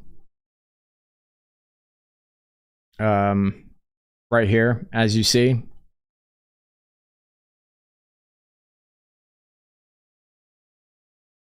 Here, you guys are body language experts. What do you think of what he's here? Let's hear him. Hear him.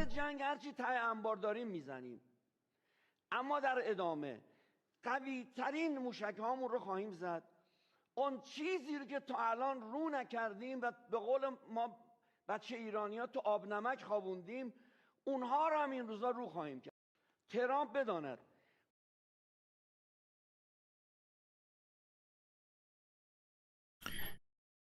Is the US going goblin mode missile maxing, or is the US behaving like a complete gooner baby, spiking their cortisol and lowering their T? So to put this into terms that Generation Z can understand, the US is trying to mog Iran right now. And we don't know if they're going to gooner max. We have no idea. But right now their T is pretty low. That's what this unk has to say.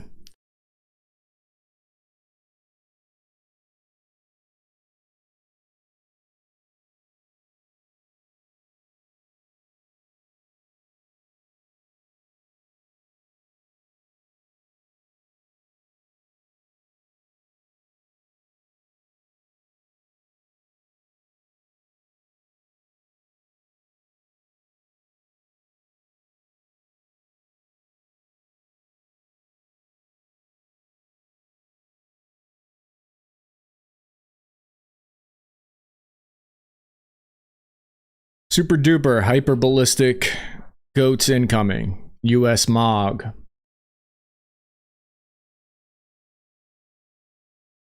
All right, let's continue on. Let's see what else OSINT Defender is cooking. He's cooking right now, guys. Follow him if you aren't already, but he is cooking.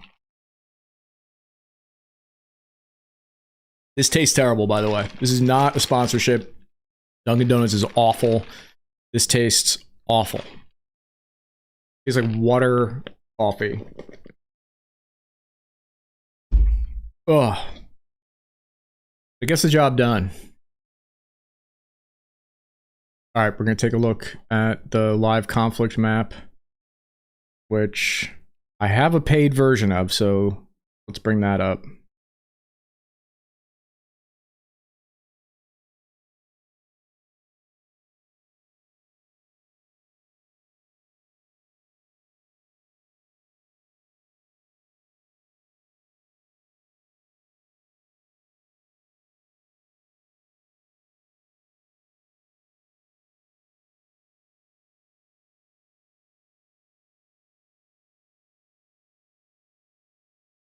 Just bringing up the paid version here.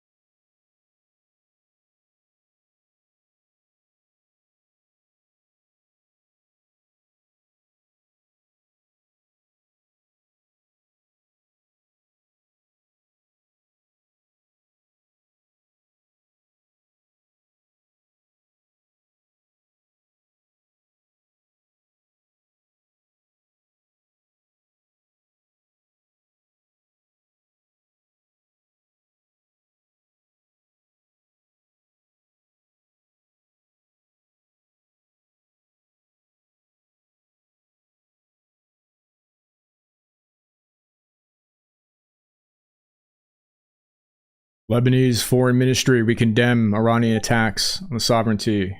Saudi Arabia, UAE, Bahrain, Qatar, Jordan. Israeli Air Force tanker over Syria, dragging F-16s to conduct airstrikes on Iran. Explosions happening.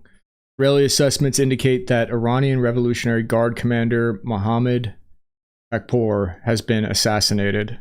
That's what they're trying to take out, is the leadership. Since this morning, some 35 ballistic missiles were launched from Iran at Israel. Some of the missiles were intercepted by air defense and others struck open areas. There have also been reports of missile fragments landing across Israel, with one person lightly hurt. The commander of Israeli Army Northern Command: we are prepared to protect the residents of the northern region. We do not intend to evacuate any residential area. Take a look at the Strait of Hormuz. Explosions heard in Dubai.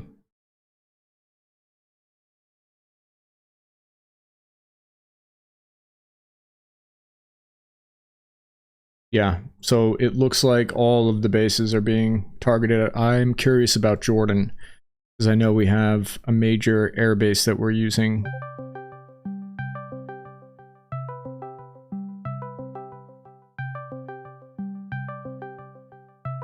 We're getting a call.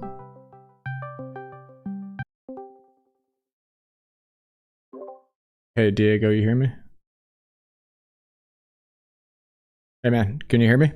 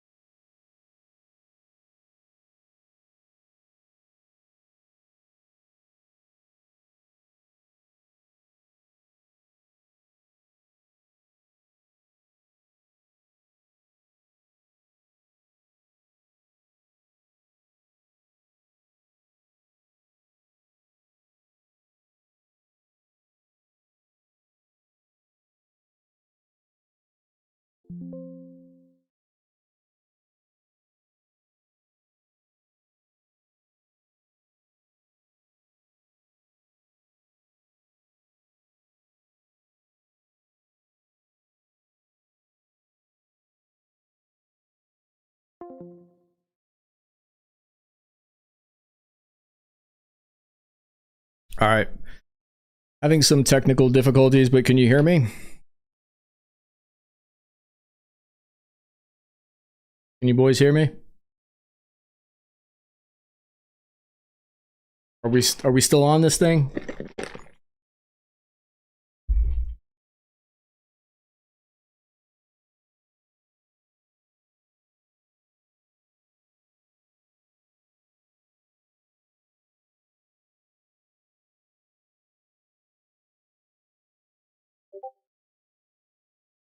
Okay.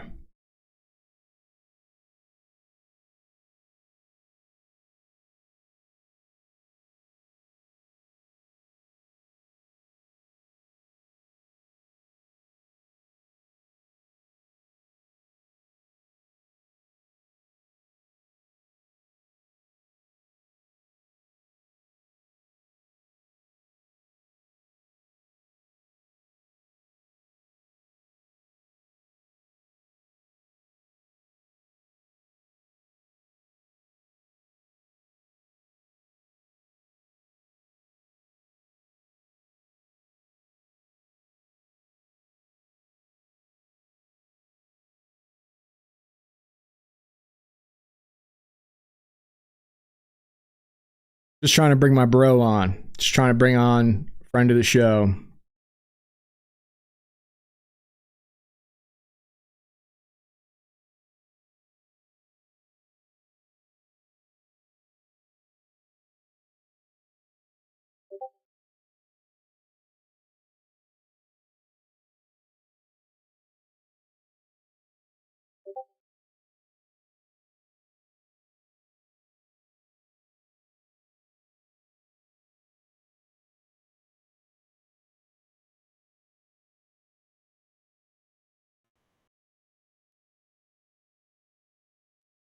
Hey, Chris, can you hear me?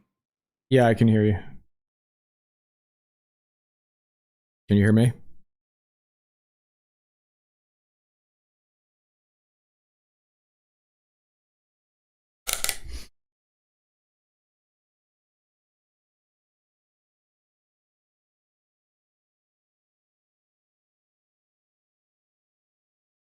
All right. We'll get back to the monitoring the situation because I can't get this situation figured out.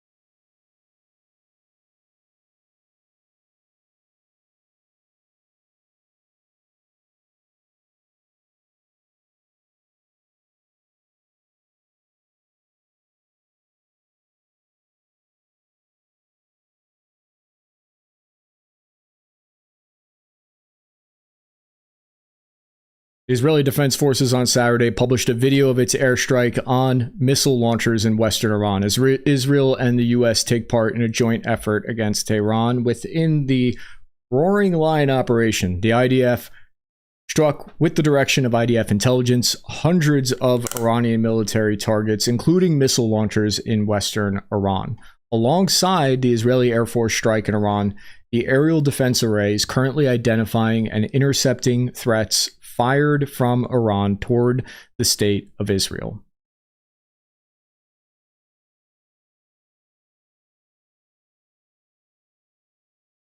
So far, we're hearing Iran's foreign ministry has blasted the US and Israel.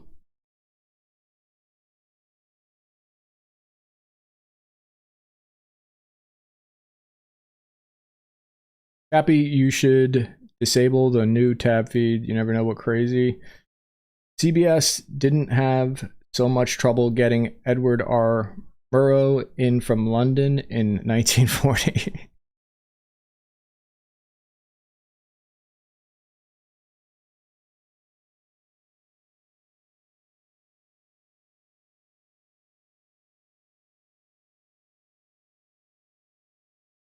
Welcome, channel member.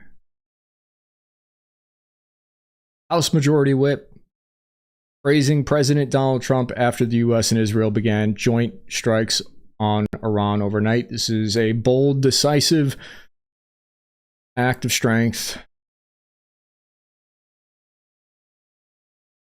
Qatar reserves full right to defend itself against Iranian aggression, calls for dialogue. Qatar's foreign ministry said it reserves its full right to defend itself after what it described as Iranian aggression targeting Qatar's territory. So a report Saudi Arabia is joining the attacks on Iran. Can you confirm? It sounds like the countries that are getting hit by Iranian ballistic missiles are putting out statements that they are within their rights to respond and defend themselves. So is Saudi Arabia getting involved? I haven't seen those reports yet. I don't know for a fact if they are or aren't, but it appears like Qatar is saying that they're allowed to be.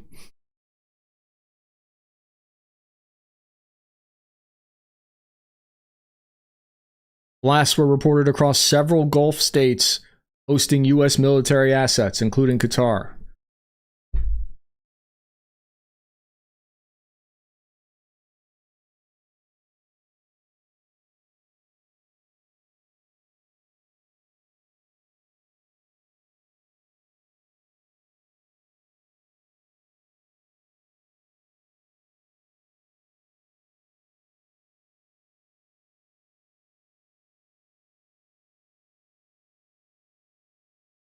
I want to take a look at the Strait of Hormuz. That's something I'm closely looking at. Several major oil companies and trading houses have suspended oil and fuel shipments through the Strait of Hormuz as a result of this morning's exchange of fire between Israel, Iran, and the United States, according to 4 trading sources who spoke to Reuters. Bahrain Ministry of Interior announced the start of the evacuation of citizens.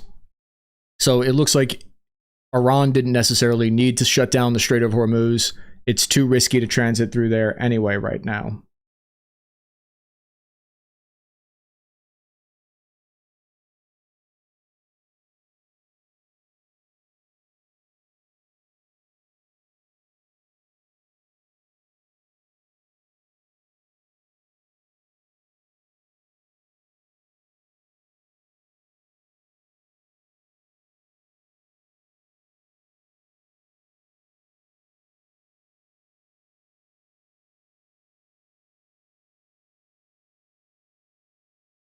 Let's take a look at what is... Let's take a look.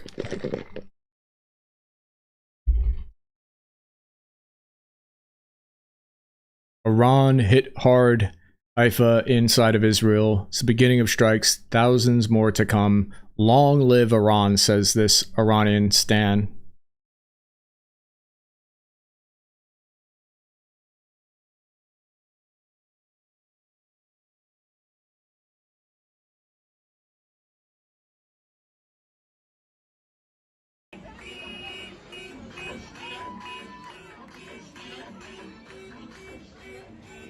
Matt Swole says every leftist on X is crying about Iran's evil dictators being removed from the earth, and every single one of Iranian people is celebrating and dancing like there's no tomorrow. This has been extremely eye-opening, says Matt Swole. Here's what Reza Pahlavi has to say. This is the son of the Shah who was disposed and kicked out, exiled from Iran in 1979. He says, "My dear compatriots, decisive moments lie before us. The assistance of the President of the United States as promised to the brave people of Iran has now arrived. This is a humanitarian intervention, and its targets is the Islamic Republic, its apparatus of repression, and its machinery of killing, not the country and great nation of Iran. However, despite the arrival of this assistance, the final victory will still be achieved by us. It is we, the people of Iran, who will finish this task in the final battle. The time to return to the streets is approaching." So this aligns with what we were talking about earlier, that it's going to be up to the Iranian people if this works or not, largely. Because there is no big armed faction inside of Iran like there was in Libya, like there were in other countries where you want regime change. You want that giant armed army just waiting, ready to go to topple the regime. But this is going to be the Iranian people if they're able to overthrow the government. And it'll also depend on 2 things. How effective are US strikes in decapitating the Islamic Republic? And how effective are the protests? Now, Iran played their hand already. They killed between 10 and 30,000 protesters is what the numbers coming in say. So they're hoping that that has scared enough people that they won't take to the streets, even with these strikes going on, and that'll be enough. But now the Islamic Republic is collapsing, says Pahlavi. "My message to the country's military, law enforcement, and security forces is clear. You have sworn an oath to protect Iran and the Iranian nation, not the Islamic Republic and its leaders. Your duty is to defend the people, not to defend a regime that has taken our homeland hostage through repression and crime. Join the nation and help ensure a stable and secure transition. Otherwise, you will sink with Khomeini's ship and his crumbling regime." And my message to the President of the United States, so he's telling the Iranian people that they should put him in charge. And he has, I've heard him say before, that he has said that if he were to be, he would be a transition leader. Would that actually happen? Would he actually come into Iran and help them transition to a different leader? Or would he just be like, hey, I'm pretty comfortable here? I don't know. I don't know enough to say, but that's what people are considering. I was 10 years old when they seized our embassy, and the number 444 is burned in my memory. That's even before 1983, when my feelings were crystallized. Payback Day, ODS veteran, 19 kilo. I think that's tanker. I've been out for a bit, as you guys know. Will we be having chicken tendies in Tehran soon? I think chicken tendies are on the menu right now, but are they going to actually be served or not is something that we're going to have to wait and see. Listen, would I love to have some chicken tendies? Sure. Which attack against Americans are we avenging?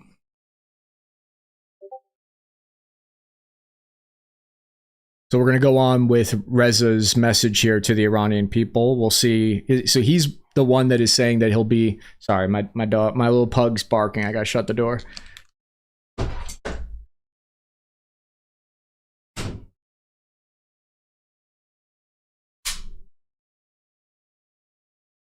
I'm wearing a hat because this hairline's in trouble, you guys. I might have to go to Turkey. I don't know if the airspace is closed, but I'm gonna have to go to Turkey. Get that situation fixed up there. So he's saying, the honorable people of Iran, despite the brutal repression and killings carried out by this regime, stood bravely for 2 months. I now ask you to exercise the utmost possible caution to preserve the lives of civilians and my compatriots. So he's talking about he's saying, so when the protests happened in January 2026, the United States was not in place. They didn't have all their ducks in a row. They weren't prepared and ready to launch this massive strike. They didn't have everything in view and ability to do this type of operation. But now, so unfortunately, the people went out, they protested, and they felt like they kind of got hung out to dry. But it just took some time for the forces to get into theater. So he's saying, listen, I know a lot of you got killed last time, but this time's going to be different. So Reza continues here. He says, in these sensitive hours and days, more than ever, we must remain focused on our ultimate goal, reclaiming Iran. I ask you for now to remain in your homes and remain calm and safe. Stay alert and ready to return to the streets for the final action at the appropriate time, which I will communicate to you. Follow my messages through social media and satellite media. If disruptions occur in the internet and satellite broadcasts, I will remain in contact with you via radio. Oh, that's some undercover operation right there. He's going to be on old school. He's going to be talking to you through radio communications. That's some secret squirrel shit right there. Unbelievable. Iranian high school students are thanking President Trump for striking the regime in Iran. I love Trump, one student says. Can we get some audio here? Can we get some audio?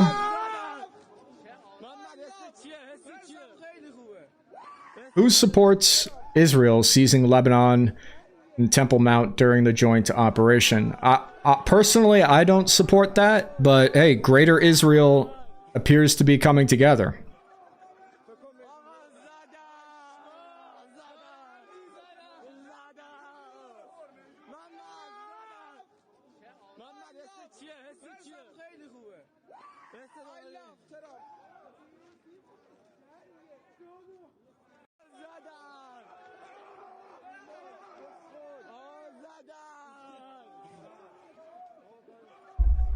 The only way I see the regime toppled is if the conventional forces stand up against the IRGC. I am doubtful, but hopeful. I would agree with you. I say I'm skeptical. I'd be very impressed if they were able to actually topple the regime with just airstrikes. I mean, we've seen the reason these things are so difficult and really impossible to predict, and talking about it in terms of just likelihoods is the most effective thing to do, is because the likelihood that airstrikes are able to topple the government, it's very possible, but it would take certain things happening. Certain things need to happen for that to go down. For instance, the IRGC wouldn't necessarily need to stand up and take up arms and try to take over the country. It would be that they need to stand down. They could just not show up for the regime, and that would be enough. Or yeah, they could take up arms. But if the IRGC was to take up arms, you wouldn't probably see freedom and democracy in Iran. What you would see is a military government. So the IRGC would just become the government. It wouldn't necessarily be a theocracy. It would be martial law in the country instead. So some of the things that we're seeing, some of the diplomatic considerations that are happening is how are the other countries going to respond to this? So what is China and Russia going to say about this? And what they're saying is that the United States is war addicted. Their argument is that you see what happened in Venezuela recently. You see the weapons going to Ukraine to support that war. And their argument is that the United States is war addicted. And they're going to paint the United States now as imperialists and then being an empire. So this is the quote from China. They say the US is a war addict. Throughout its 240-year history, it has been at war for all but 16 years. The US has 800 overseas military bases in over 80 countries and regions. The US is the main cause of international disorder, global turbulence, and regional instability. This is the kind of thing, you ever do something and you're like, I can't take that back. You ever just, it's a crossing of the Rubicon moment that we're witnessing here. This is historic because you cannot roll the clock back on this decision. It's going to have major implications with Russia and China, especially China. If this is not in China's interest, this is very bad for China. And what we're going to see, it's hard for me to say how this affects any possible timeline for invasion of Taiwan, but that's something they're thinking about. US and Israel.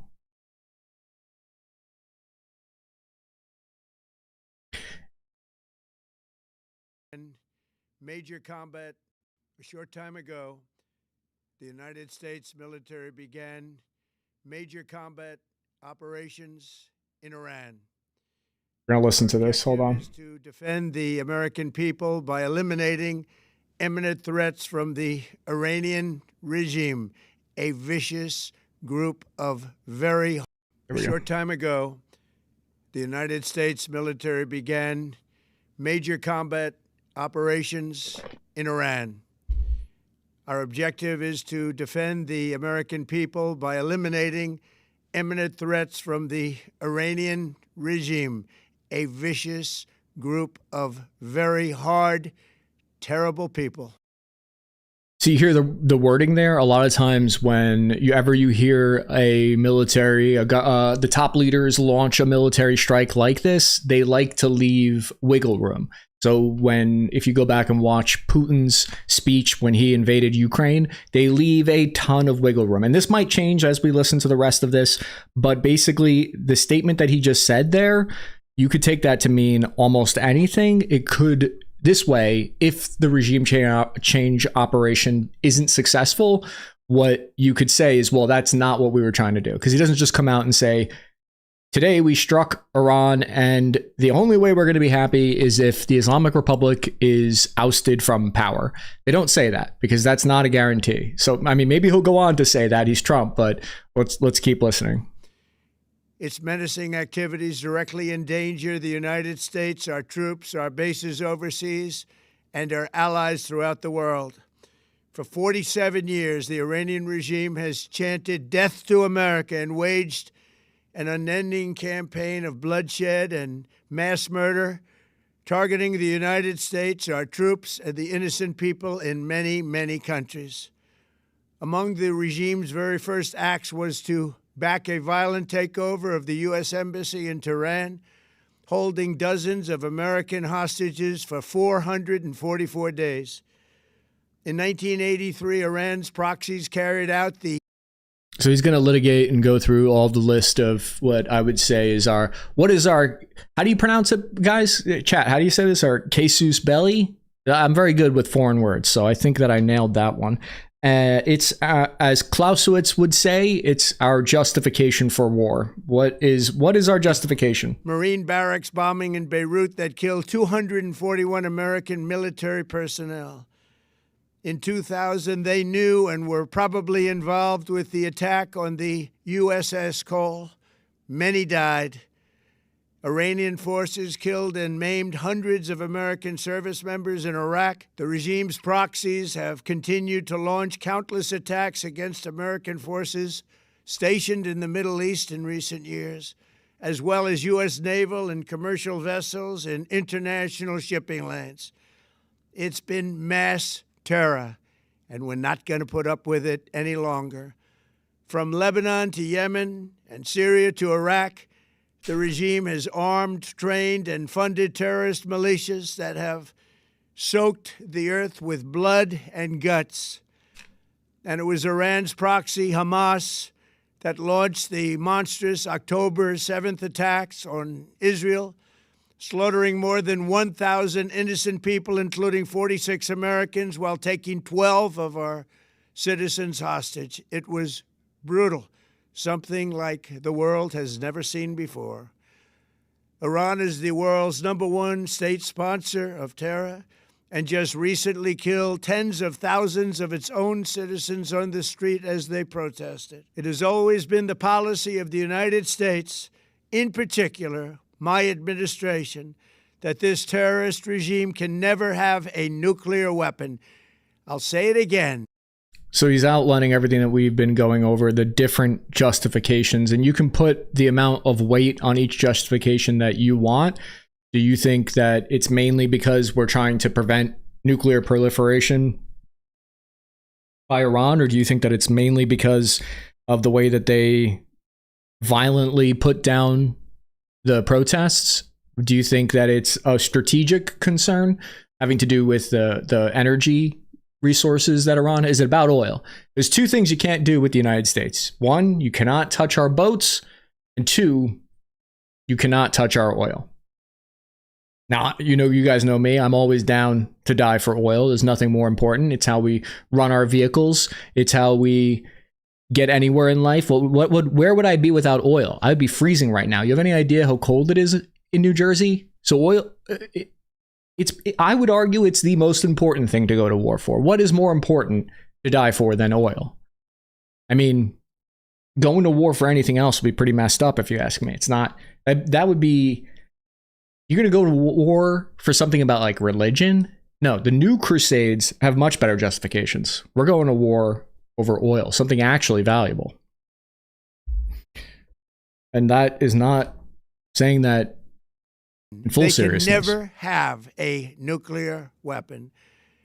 That is why in Operation Midnight Hammer last June, we obliterated the regime's nuclear program at Fordow, Natanz, and Isfahan. After that attack, we warned them never to resume their malicious pursuit of nuclear weapons. And oil maxing, going to war for Israel. If it is nuke proliferation, Trump wouldn't have taken us out of the agreement with them. Well, I will say this. The United States gets a bad rap for our missions to stop nuclear weapons because everyone remembers the Iraq regime change because of us saying there were WMDs. But we don't get credit for stopping a lot of other countries from getting nuclear weapons. For instance, did you know that Taiwan got very close to developing nuclear weapons, I believe in the 1960s, late 1960s. And the CIA discovered their secret nuclear weapons program, and they put diplomatic pressure on Taiwan, and they stopped them from developing the weapon a little bit by giving them sort of tacit, under-the-table guarantees that we would protect Taiwan and they don't need to develop nuclear weapons. But we also stopped South Korea from developing nuclear weapons. They were very close to getting the bomb, and they had a secret nuclear weapons program, and we put diplomatic and pressure on them and said, hey, no, we got your back. We're going to be there for you. You don't need to develop nukes to protect yourself. So nuclear proliferation and stopping it from happening has always been one of the United States' it's like that's the main quest. That's not even the side quest. China's oil sources seem to be drying up lately.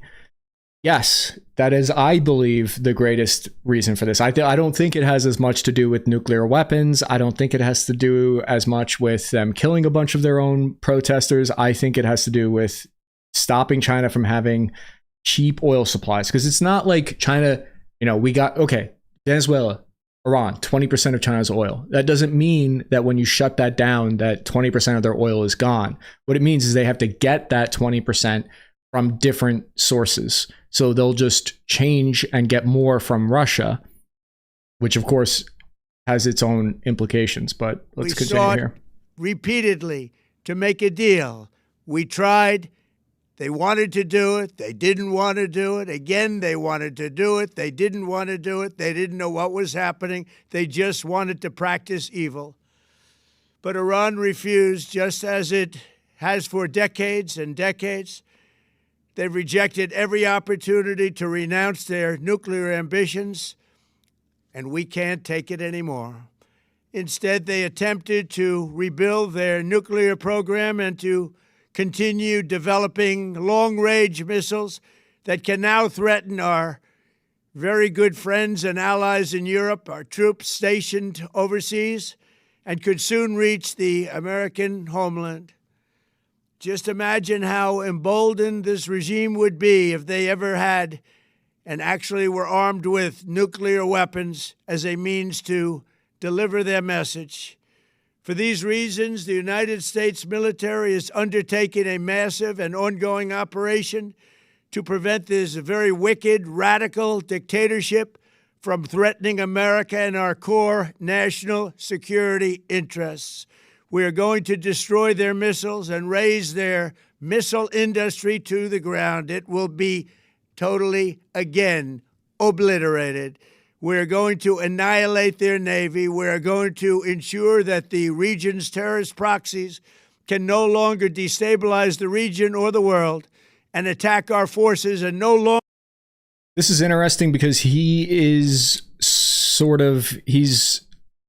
saying a lot of what the conditions are that he wants to achieve. So if the United States doesn't, he must be very confident that he can have a mission success here, because it would not look good if he's unable to reach these conditions and he's put them out there. I'm surprised that he's longer use their IEDs saying this much. Or roadside I guess it's Trump, bombs, so I shouldn't be as they surprised. are sometimes called, to so gravely wound and kill thousands and thousands of people, including many Americans. And we will ensure that Iran does not obtain a nuclear weapon. It's a very simple message. They will never have a nuclear weapon. This regime will soon learn that no one should challenge the strength and might of the United States Armed Forces. I built and rebuilt our military in my first administration, and there is no military on earth even close to its power, strength, or sophistication. My administration has taken every possible step to minimize the risk to U.S. personnel in the region. Even so, and I do not make this statement lightly, the Iranian regime seeks to kill.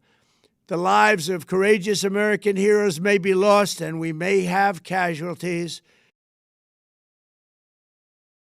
He's acknowledging that the Islamic Republic of Iran has the ability to inflict casualties, and we still haven't got the battle damage assessments in from those missiles that were launched. We're unsure if anyone was killed or injured at those bases that were hit, but it would be some of the first casualties, because in the past, those ballistic missile strikes on US facilities and on Israeli facilities, there were limited casualties.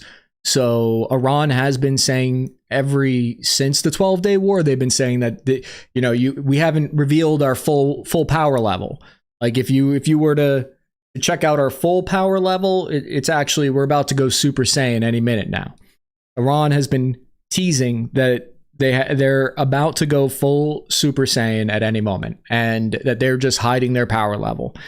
But if they don't kill any or make any major damage in the next few days, I think we could safely assume at that point that they've been lying, and they're not even saying this is their final form.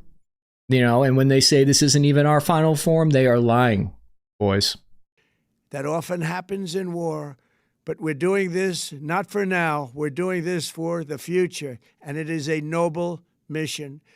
We pray for every service member as they selflessly risk their lives to ensure that Americans and our children will never be threatened by a nuclear-armed Iran.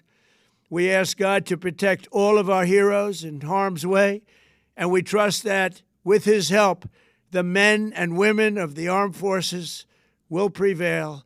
We have the greatest in the world, and they will prevail. To the members of the Islamic Revolutionary Guard, the armed forces, and all of the police, I say tonight that you must lay down your weapons and have complete immunity, or, in the alternative, face certain death. That's cold. That's some cold words there. It is surprising to me right now, the level of he's sort of putting his cards on the table here. They are going all in. This is the scenario that a lot of people thought was going to happen, which is they are putting their cards on the table and saying, we're going to try to annihilate the Iranian regime. And what that strategy does by going, I'll call it the balls to the wall strategy, is that it signals to the Iranian people that we are that deep. We are balls deep in this conflict. And when you're that deep, it's very difficult to pull out. And if you give that kind of assurance to the people, then they will be more likely to protest and to try to topple the regime from within. So that's the play. I would say, just my read on it is that's the play here, that they're trying to signal to the resistance groups that this is a balls in scenario. So lay down your arms. You will be treated fairly with total immunity, or you will face certain death. Finally, to the great, proud people of Iran, I say tonight that the hour of your freedom is at hand. Stay sheltered. Don't leave your home. It's very dangerous outside. Bombs will be dropping everywhere. When we are finished, take over your government. It will be yours to take. Guys, this is a call to action. This is a click the link in the description or the pinned comment below. And that link is to overthrow your government. This is the ask. This is the CTA. The call to action is being made. This will be probably your only chance for generations. For many years, you have asked for America's help, but you never got it. No president was willing to do what I am willing to do tonight. Now you have a president who is giving you what you want. So let's see how you respond. America is backing you with overwhelming strength and devastating force. Now is the time to seize control of your destiny and to unleash the prosperous and glorious future that is close within your reach. This is the moment for action. Do not let it pass. May God bless the brave men and women of America's armed forces. May God bless the United States of America. May God bless you all. Thank you.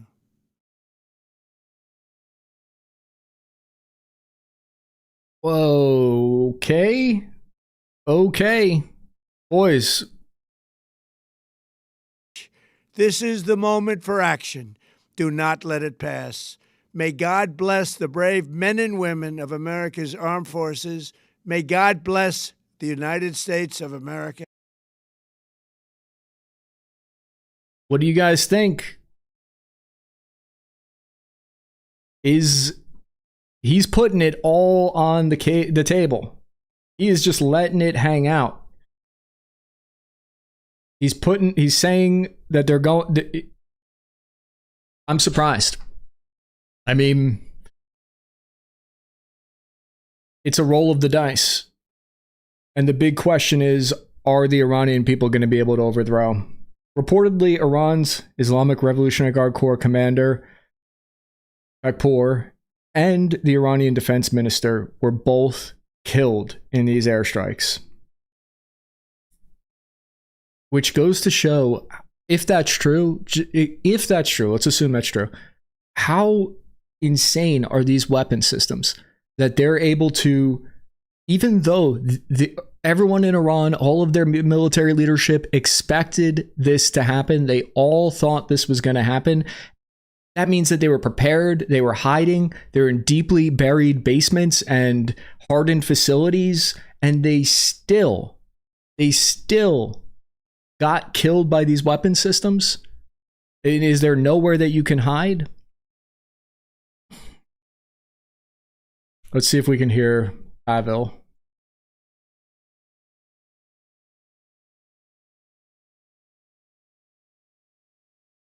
میهنان عزیزم لحظاتی سرنوشت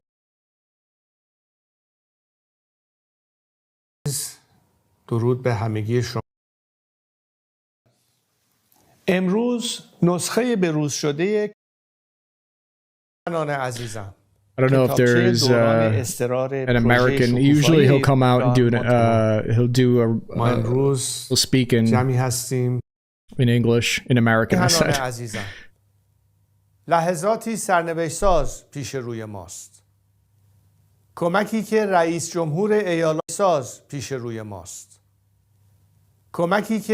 جمهور ایالات متحده به مردم شجاع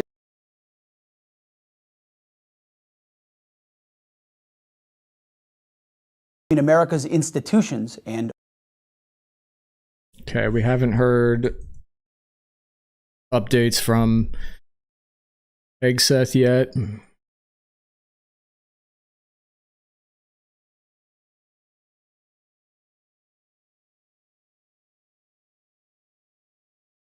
Speak American.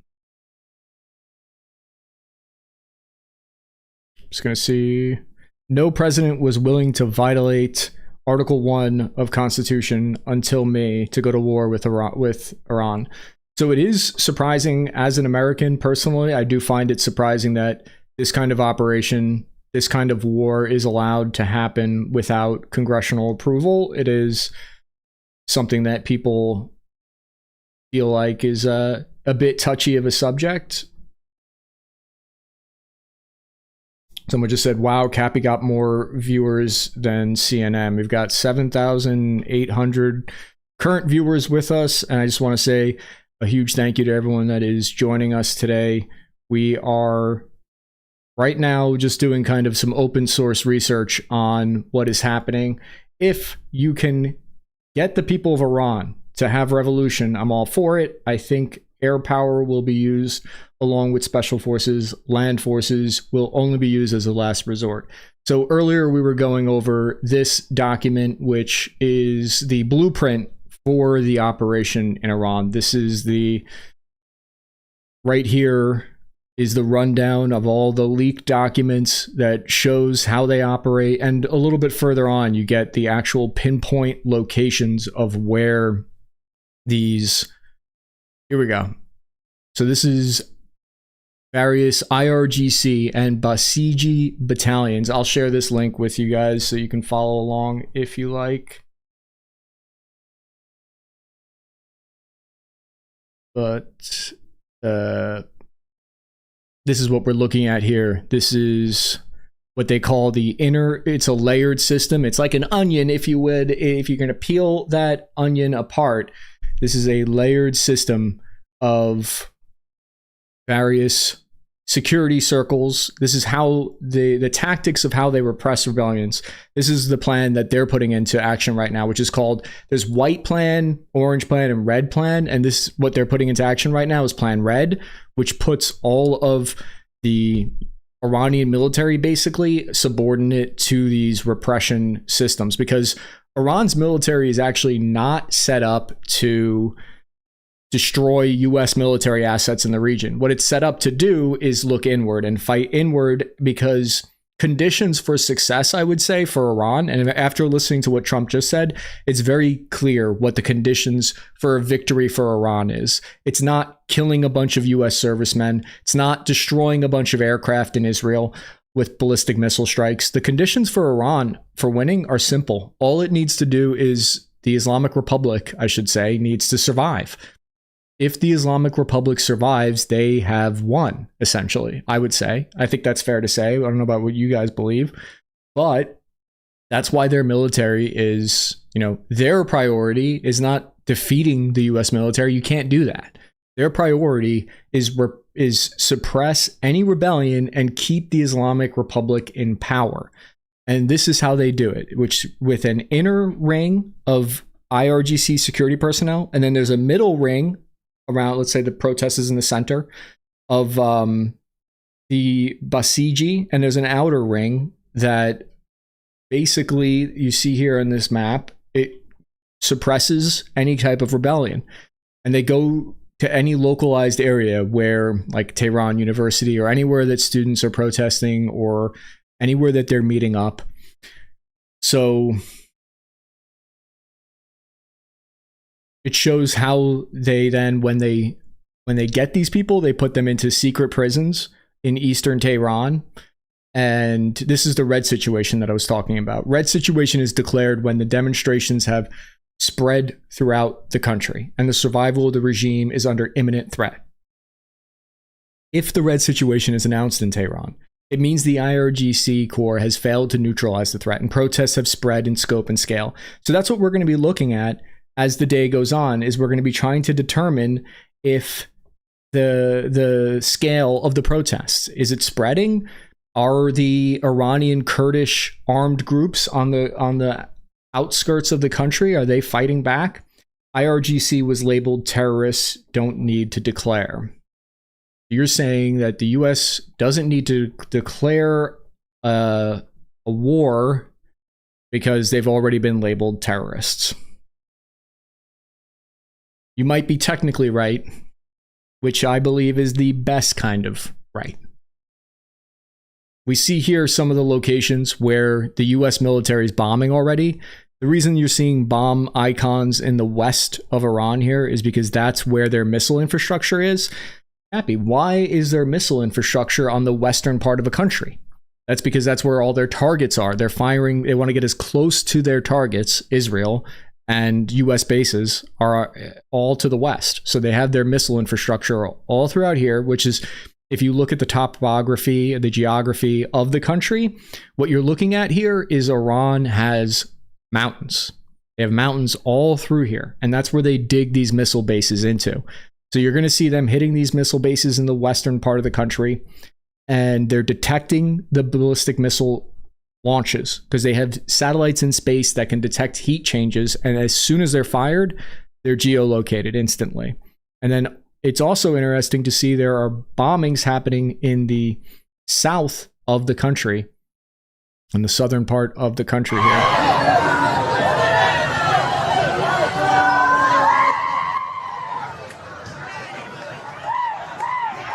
So far, Iran is saying that the death toll is 40. 40 people have been killed.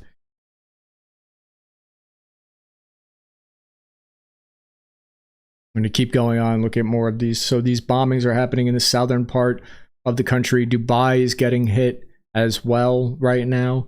Let's take a look at that. You can hear the explosions happening.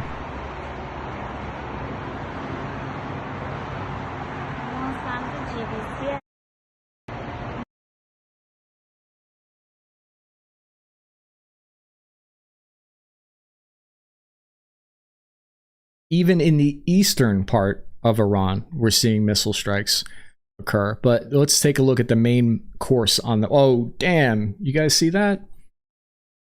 Holy crap. Look at these. That's huge. Big ass bombs being dropped right now. And this is near Tehran. We're seeing this geolocated.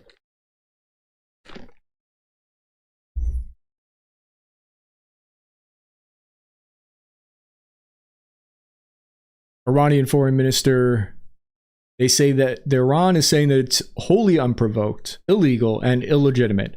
Trump has tuned America first into Israel first, according to Iran, which means always America last. Our powerful armed forces are prepared for this day and will teach the aggressors the lesson they deserve. This is Iran.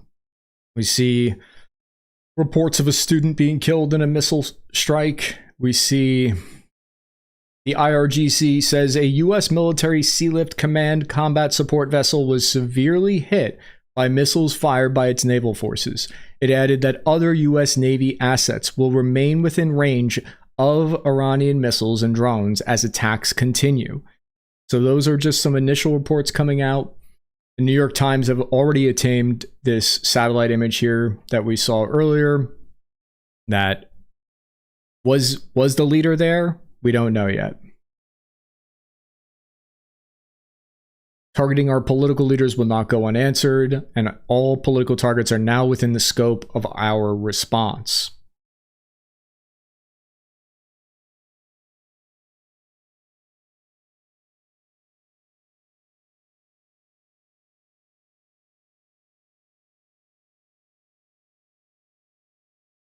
So people are saying Iran has a right to defend itself.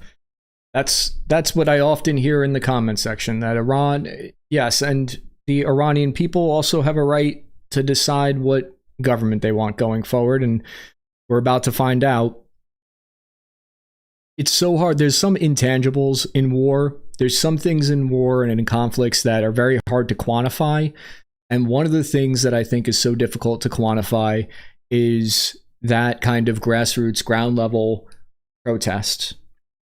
It's very difficult to determine if the support is there or not. And literal empires have risen and fallen based on those assessments, on the ability to quantify something very difficult, like how much resistance is there and how much belief is there on the ground that they can overthrow the government. So you saw, for instance, in Afghanistan, the assessments were wildly incorrect, and we thought that the will to not be under Taliban rule was very strong. That's what we assessed. But as soon as the US withdrew from Afghanistan, it was clear that the will of the people was not there, that the people were not willing to die to fight against the Taliban. And the Taliban very quickly took control of the country. And then when you look in Ukraine, a lot of people thought that the Ukrainian will to fight was very low and that they weren't going to fight back. But they fought back tooth and nail. And it's very difficult to force a will on people.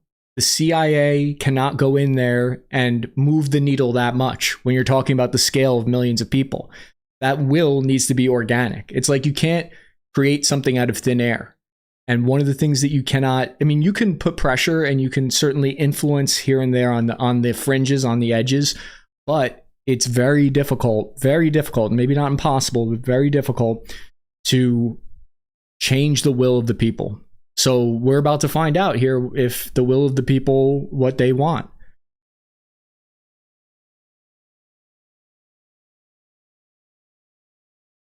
Afghanistan and Persia are not the same. Bad comparison. Yeah, there's no perfect one-to-one analogy. I'll admit that. I don't care what people say. It's not Iran, it's Persia. It was 48 years ago before Islam took captivity of the country. America barely able to retreat.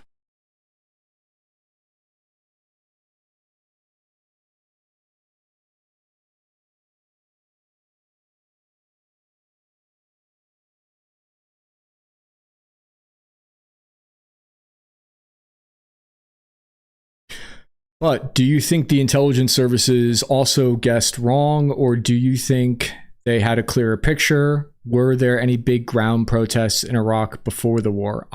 As far as I know, there were not. As far as I know, the intelligence services had some incorrect assessments in the past about those intangibles and misread a lot of the situation, which is part of the reason why I think when you heard what Trump was saying about the goals with this operation, I mean, I think he's saying that their goal is they want the overthrow of the Islamic Republic, but I think that they would also be happy with it just being an absolute chaotic disaster in Iran. It's I mean, what we're seeing is happening very quickly on the ground here. We're putting out the OSINT map if you want to follow along with this. And we also have links out there to this document, which is the blueprint for this invasion, I would argue. Not invasion, but these targeted strikes. I mean, if we can, in the past, air power has been very limited in what it can achieve. It's had difficulties in taking out,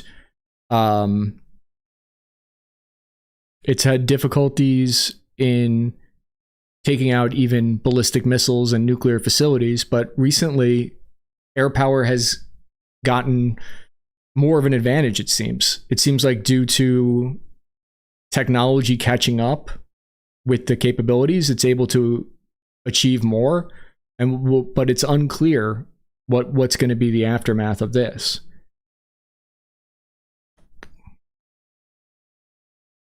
Why are your mods banning people for warning the audience about the CCP? My mods are doing what they believe is best. I got their back. I know the Iran thing is a big deal, but I'm curious as to how or if this will change how we deal with Taiwan invasion sometime in the future. So this is, I think, the real issue, and Trump didn't talk about this, but if we look at the US strategic documents, basically, you can see this is exactly what they're talking about. Let me just pull it up. US National Security Strategy. This is exactly what the security strategy of the United States is talking about, and the National Defense Strategy.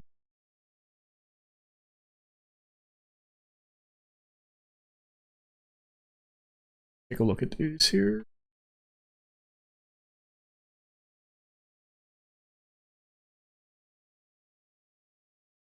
Got two documents here that I will not force us to sit through, but we can take a look at this now. So what you're looking at here is the 2026 National Defense Strategy. So to answer your question about how will this change and deal with the Taiwan invasion, I think we're looking at American grand strategy being put into action.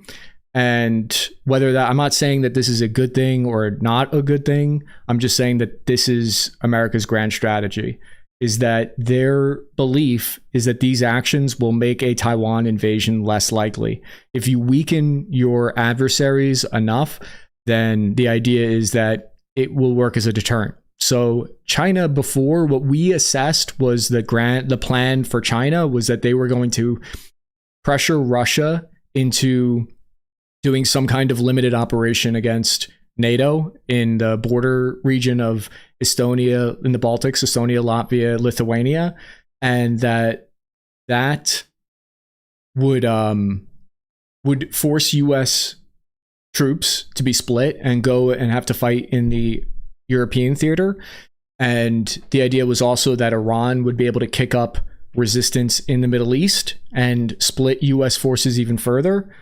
So, I mean, I'm not saying that this is good or bad. I'm just saying that this is their argument.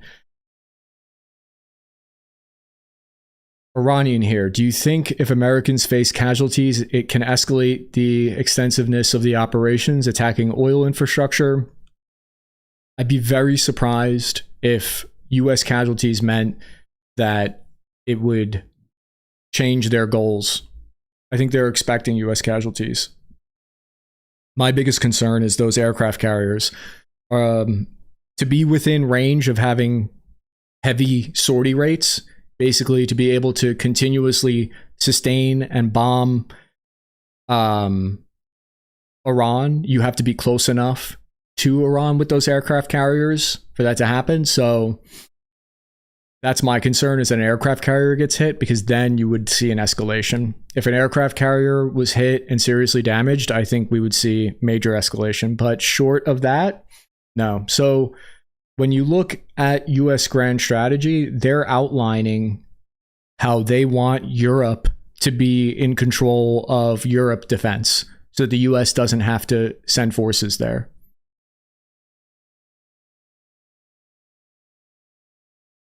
And when you look at diplomatic actions in the Middle East, it's all based around trying to get Syria, Saudi Arabia, and Israel to cooperate and come together on an accord that would basically guarantee the US doesn't have to send forces there. How successful this strategy is going to be, I am not certain. Potentially, if the regime doesn't fall immediately. Given that Iran exports oil to China, is this situation some kind of advantageous for Russia, as Iran can be seen as a competitor? I think that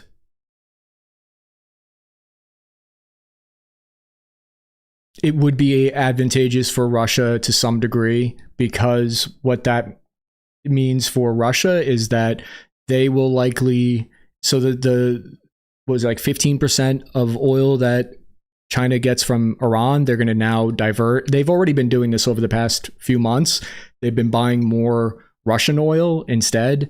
So this action against Iran will likely tie Russia closer to China in the near term, is what I'm anticipating. I think it will be, but there's other variables to that at the same time that I might not be fully considering that could be worse off for Russia. So my initial thought is that there's minor benefits for Russia.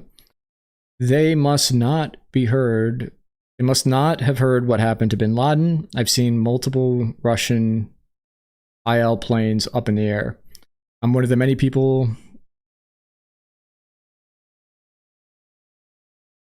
U.S. bases attack throughout the Middle East. Is this the most damage the U.S. has taken in the region yet? It's interesting to me because we have not seen ballistic missile strikes at this scale, likely, although I would say that it's probably less than the 12-day war. So from the unclassified national defense strategy, it says Iran's leaders have also left open the possibility that they will try again to obtain a nuclear weapon, including by refusing to engage in meaningful negotiations. So the negotiations that were going on for the past few weeks were, I think, a little bit show. I think that they were there just to buy time, because it takes so much time for the US to logistically move bombs and weapons into theater. And I think that the talks, we knew that they weren't going to work because the talks were maximum pressure.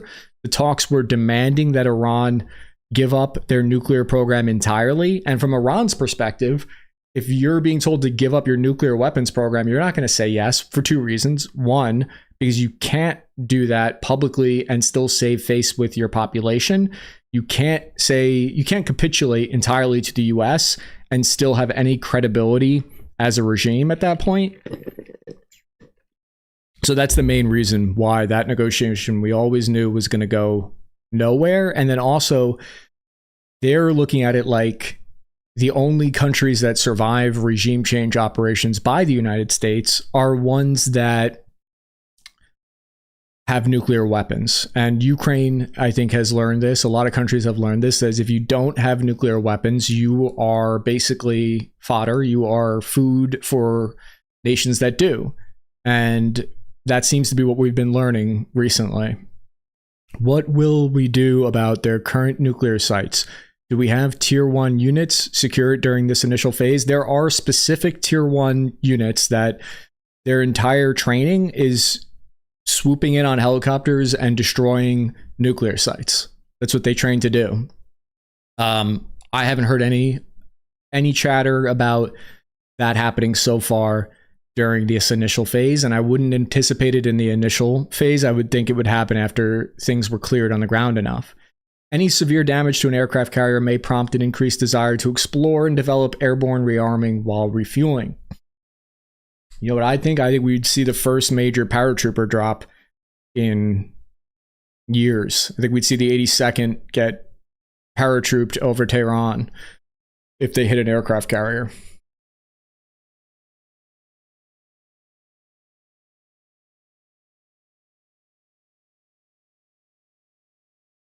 This is what the National Defense Strategy unclassified version says about Iran and US strategy.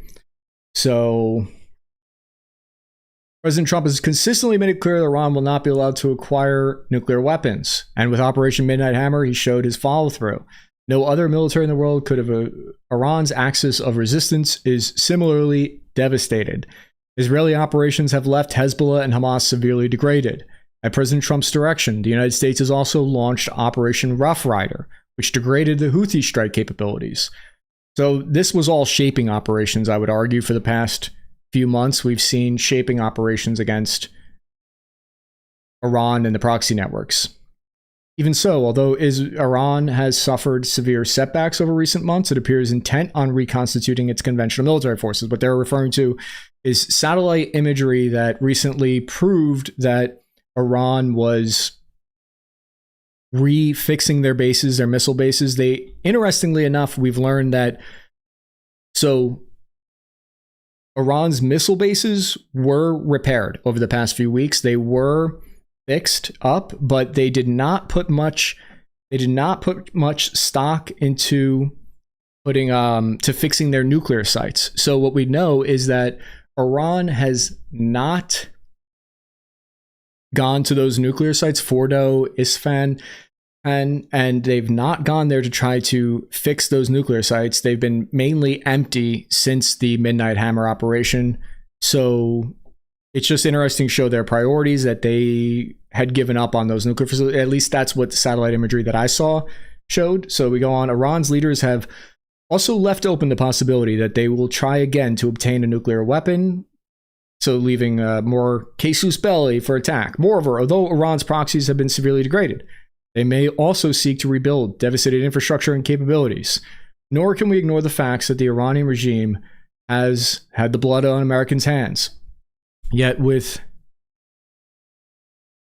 intent on destroying our close ally Israel, and that Iran and its proxies routinely instigate regional crises that not only threaten the lives of American service members in the region, but also prevent the region itself from pursuing the kind of peaceful and prosperous future that so many of its leaders and peoples clearly wish for. The argument, guys, wait, fellas, am I wrong here, or were the neocons correct? Were the neocons right all along? Is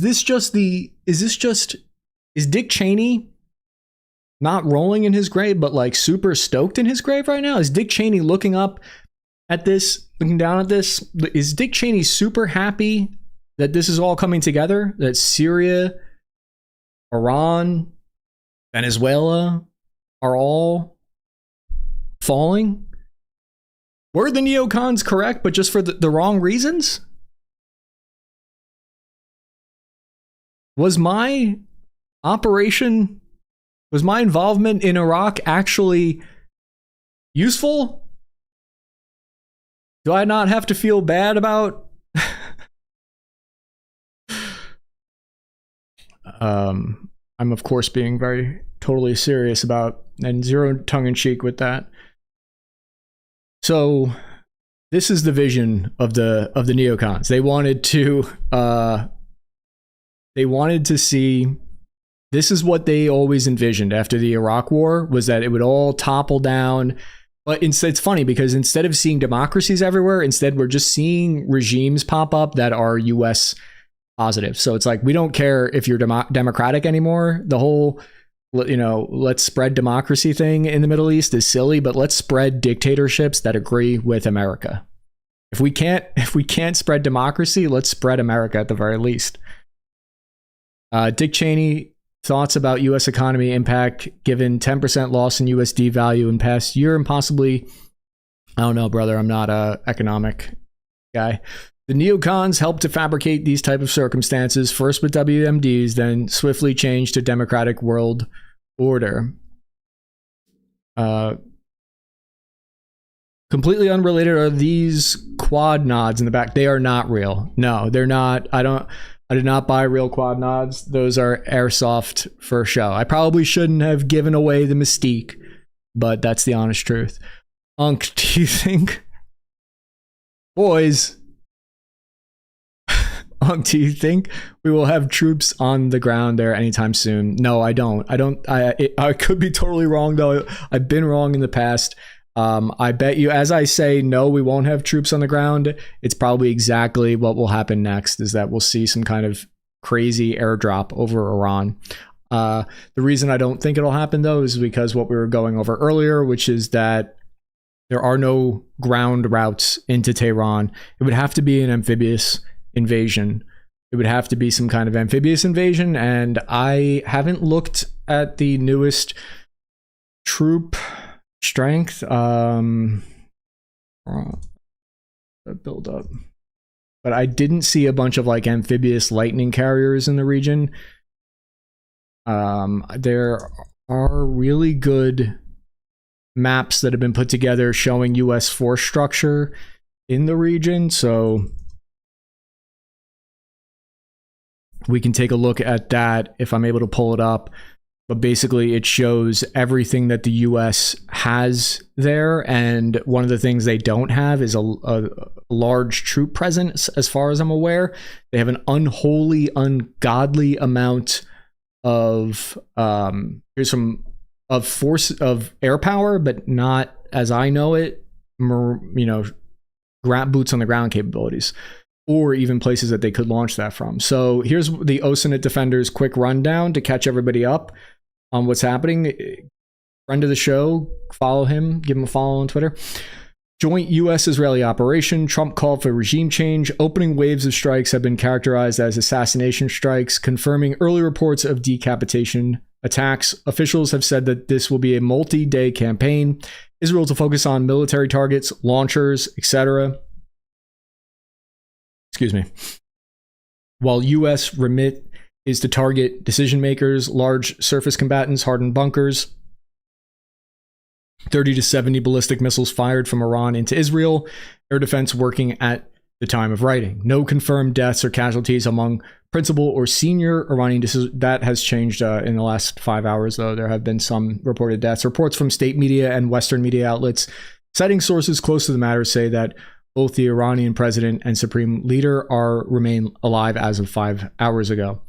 So if we continue on here, we see that the IDF, Israeli forces, a short while ago, the IDF identified missiles launched from Iran toward Israel. And we're going to take a look at what type of power, as Iran implements an indefinite no-fly zone, closing the entirety of their airspace. We see MiG-29s have been spotted up over Tehran. So that's actually surprising to me. I'm surprised that they scrambled their jets, but it seems like their air power is in the sky, which we didn't see last time. If that's true, it's unusual to see. And here's some more images of the attacks in Iran. We're taking a look at what we're seeing here. Giant clouds of smoke coming up over Tehran. And what Fox News is now saying is sources tell them that Iran's supreme leader has been moved out of Tehran to a secure location. So he's going to want to prove that he's still in Iran, because one of the things that is like sort of a threshold for when a place like Afghanistan was toppled by the Taliban, for instance, was you saw the leader left the country. So if we see the leader leave the country, try to go to Russia for safety, that's one of the things that is in Ukraine, Zelensky didn't leave the country, and it's one of the reasons, one of those intangibles, I believe, that is why Ukraine didn't fall right away. If he had left, I think it would have been more likely that it would have fallen right away. So here's some more video footage of the strikes in Iran. What do you think of the greater powers do as they will? Might makes mother in right. How high is the risk for a domestic attack from sleeper cells? Iran has, over the years, tried to do domestic assassinations inside the United States, and so far they haven't had success with any kind of domestic sleeper cells. I know they've tried to run operations out of Mexico, for instance. They've tried to assassinate leaders, including Trump, inside the United States. They haven't had success. So is it possible? Yes, it's definitely more likely right now, but we do not know for certain. I think it would be unlikely. I think that right now what you're seeing is inside the United States, like if you're in New York City, I'm guessing there's probably heightened security patrols, heightened police presence going on because of just exactly the risk that you just outlined. Here we go. Complete. No, the neocons. Okay. The Ayatollah is about to be Assad's new roommate. That's the big question is, does the Ayatollah try to flee the country?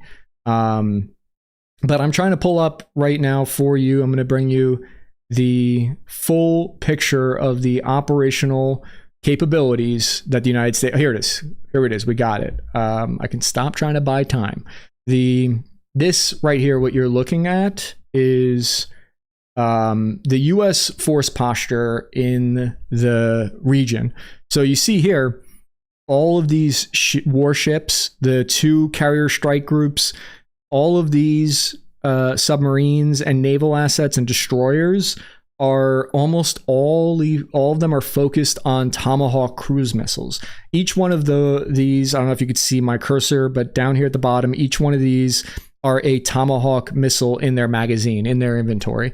So what that means is the U.S. has prioritized offensive strike capabilities as opposed to bringing in a bunch of landing ships into the region. They're not bringing in a bunch of, ships that can send in amphibious forces, that can launch helicopters. It's not the same force structure that we saw in the Caribbean, for instance, where a lot of those ships were designed for a land attack. This is just my read on it. I could 100% be wrong in misreading these capabilities, but it seems like this is heavily air and strike capabilities. And there's also some logistics vehicles in here, but what I don't see is landing amphibious warships or that type of capability. So I think ground attack is less likely. But you see, just each of these aircraft has tremendous amount of bombing capabilities, and that's what they're trying to prioritize here. You could see, if I could maybe zoom in. So there we go. That's a lot of Tomahawks, boys. That's a lot of strike capabilities.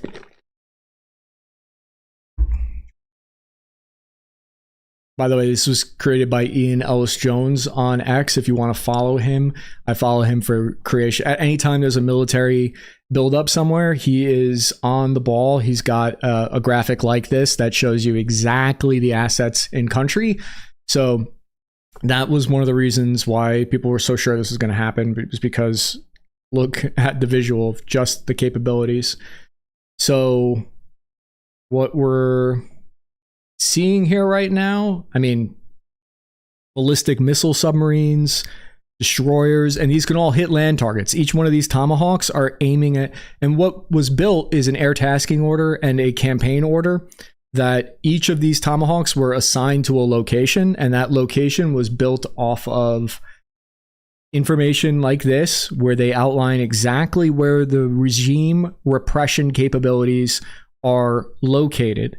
So each of those Tomahawks were married to a target, and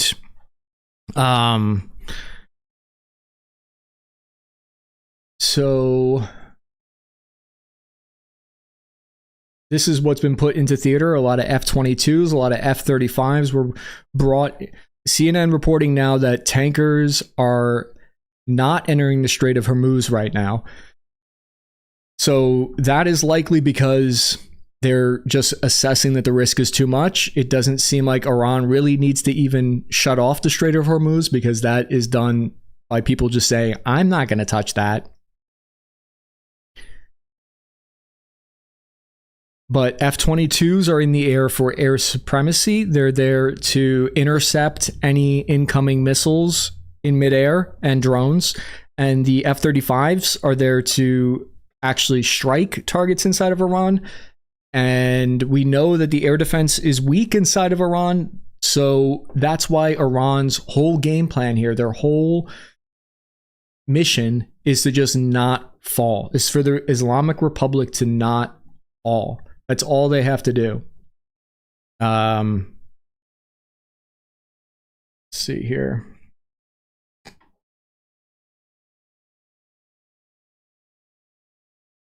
Here's Preston Stewart saying that new footage appears to show an Iranian Shahed-style drone impacting inside the U.S. base in Bahrain. Look at that. And it looks like, correct me if I'm wrong, chat, but it looks like they hit a radar station there with it directly. Iran seems to have hit. Let's make this big and give us some sound here.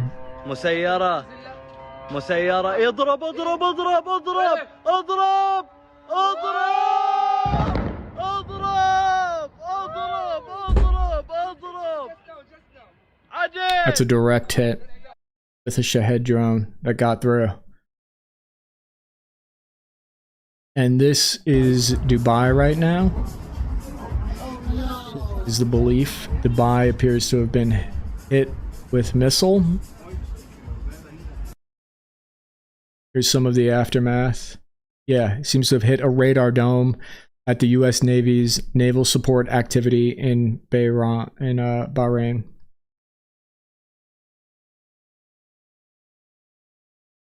A direct impact. And here we have someone did us the solid of bringing up footage here, or a satellite image of this. The same thing happened in the 12-day war. Just people didn't hear about it until days later.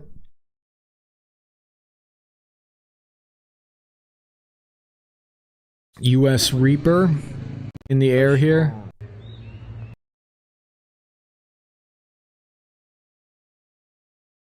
Angry Cops is reporting from Northern Provisions that Iran appears to have hit a boat in some capacity, maybe with one of those Shaheds. And as we were talking about earlier, you don't mess with the United States oil and you don't mess with their boats.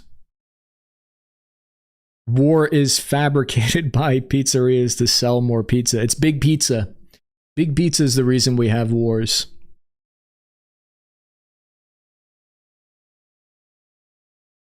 What does the radar dome collapsing in Bahrain from a Shahed strike, slow flying, say about the defensive interceptor supply? I'm surprised that a Sea-Wiz wasn't put near a radar, if it's an important radar, to hit something like that, because a missile would probably be overkill for a cheap Shahed drone, which costs like $400 or $1,000. So what it says, though, is that intercept air defense is extremely hard. And intercepting incoming missiles is sort of a losing proposition because they will always have more volume. It's more difficult to defend than it is to attack. So I think that it speaks to how difficult air defense is, and especially intercepting is. So, you know, because they might have intercepted a dozen other munitions, but all it takes is one munition to get through and you're screwed. So that's the report, is that one boat was hit. We're seeing here an intercepted Iranian ballistic missile. Whoa. That's crazy. That right there is a ballistic missile falling out of the sky. Looks like it was knocked off course. Jeez. You know, let's assume that this is real and not AI generated, because as an UNC, I am not certain.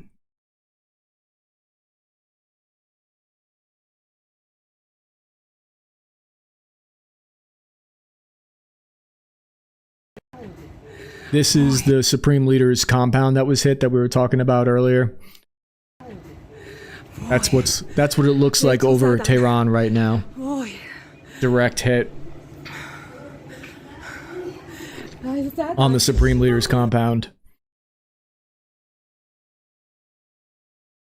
This, what here looking at right now here, is video footage of Iranian regime surface-to-surface missile unit as they loaded a missile launcher and prepared to immediately launch towards Israel. And this was what happened in the 12-day war as well, is they target those ballistic missile launchers, because just because Iran has 1,500, 2,000 ballistic missiles right now, they only have 100 of the mobile missile launchers to fire them from, and it takes time to reload them. So you're talking about they can do a volley of 100, and then they have to hide them, then they have to refuel them, the missiles that they put on them, they have to load those missiles up into those launchers that you're looking at right here. So it all takes time, and they can only launch a certain amount at a time. And here you're seeing the IRGC Aerospace had no time to deploy its ballistic missiles to separate launch sites and instead launched them directly from the missile base toward targets in Israel. All missiles that were launched were intercepted. According to this is what they say, that these were intercepted. I don't know how accurate that is, but this is one of the launch sites.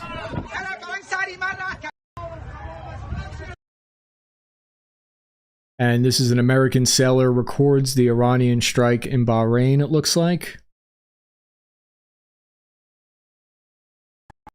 Fuck.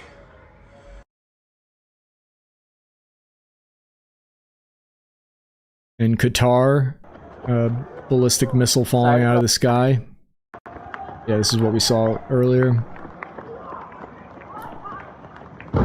Good thing the cameraman never dies, because I would be running from that. Look at other.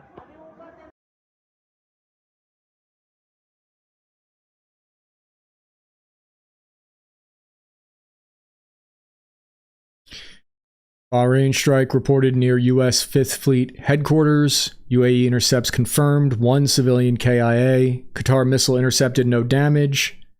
And none of these states attacked Iran. Some were neutral. Iran just fired at 5 countries simultaneously is the word.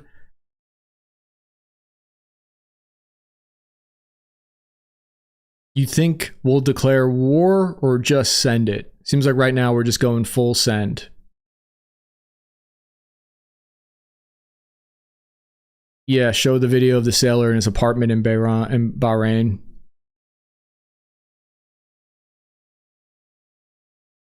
How broad in scope do you think shaping ops have been in anticipation of this? FAA space debris warning, NASA medical emergency evacuation, providing intel on whereabouts of El Mencho related.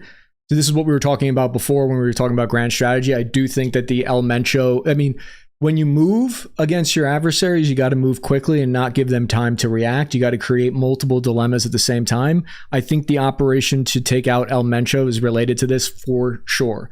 Because what we're putting in a row, we're putting our ducks in a row for the American supply chain needs to be locked down. You can't have what is essentially a proxy force, a analogous to Hezbollah on our border that is knocking down, that is taking a 15% cut of everything that goes into Mexico. And when you look at foreign investments in a country, you don't see strong foreign investment and confidence in a country if there's this criminal organization that's running it. So the operation against El Mencho was to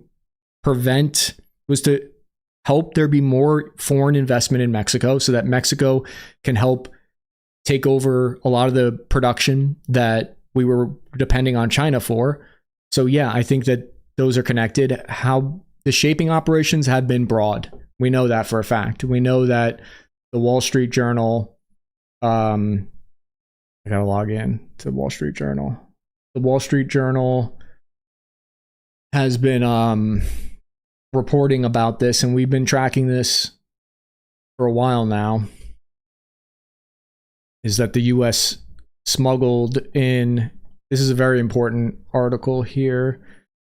The U.S. smuggled thousands of Starlink terminals into Iran after a protest crackdown. The Trump administration covertly sent thousands of Starlink terminals into Iran after the regime's brutal crackdown on demonstrations last month. U.S. officials said an effort to keep dissidents online following Tehran's stifling of internet access. So, I mean, do you think Elon Musk on his own shut down Starlink terminals to Russia and helped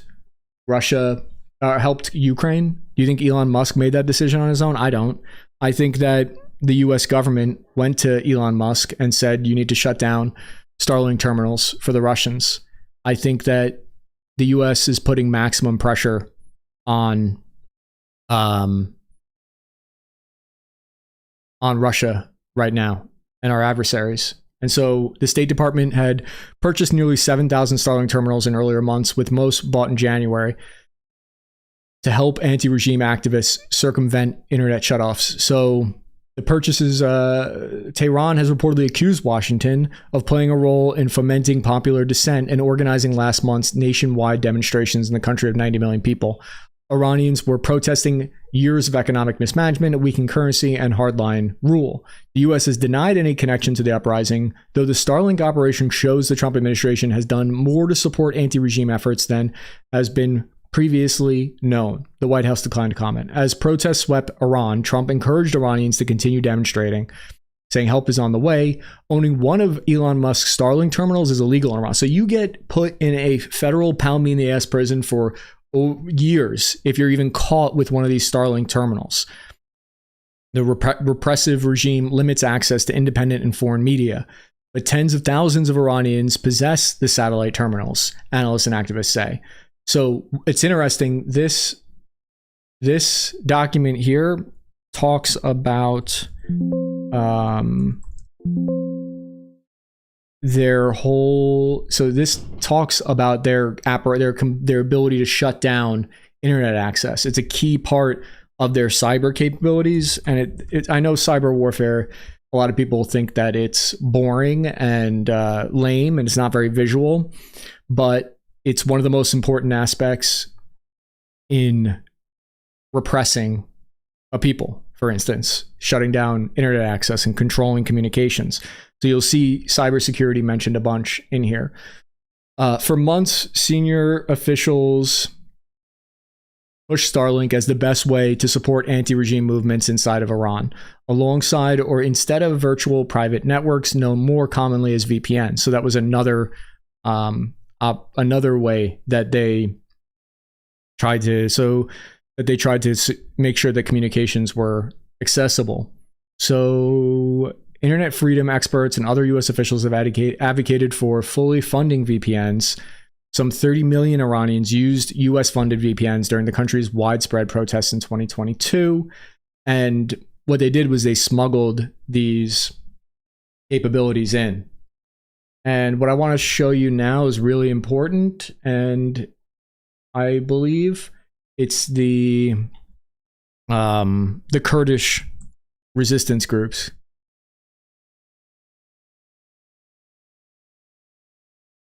They just recently put aside their differences and decided to help. They just put aside their differences and decided to basically go against. Here, we'll take a look at it right now. Here, what you're looking at here is the different. There's resistance groups. The Kurdish groups are this map here. And there's different Kurdish factions, and they can't really agree. But the different factions of the Kurdish people, what they want is to overthrow the Iranian government, of course, and to return to their homes in Iran. And what the Iranian Kurdish groups have united against Tehran's regime, Iraqi militias threaten Kurdistan region. So 5 Kurdish Iranian groups announced the formation of a united coalition against Tehran. And anyone who knows anything about the Kurds in this area and these factions knows that this is something short of a miracle that they'd put aside their differences to unite against Iran. And I think that comes out of a emerging opportunity here, a window of opportunity that they see. The Kurdish Iranian groups in Iraq eye opportunity for change at home. In the Iraqi mountains near Iran, an exiled Kurdish Iranian commander told the AFP that whether or not the U.S. launches strikes on Iran, he will still seek regime change in order to win self-determination for the Kurds. This is the Iraq's autonomous Kurdistan region, has long been a haven for Kurdish Iranian armed factions, which have repeatedly faced cross-border strikes from Iran. We cannot take the side of either the Americans or the Iranians. Our cause is different. So that's what I'm going to be looking at, is do these groups act?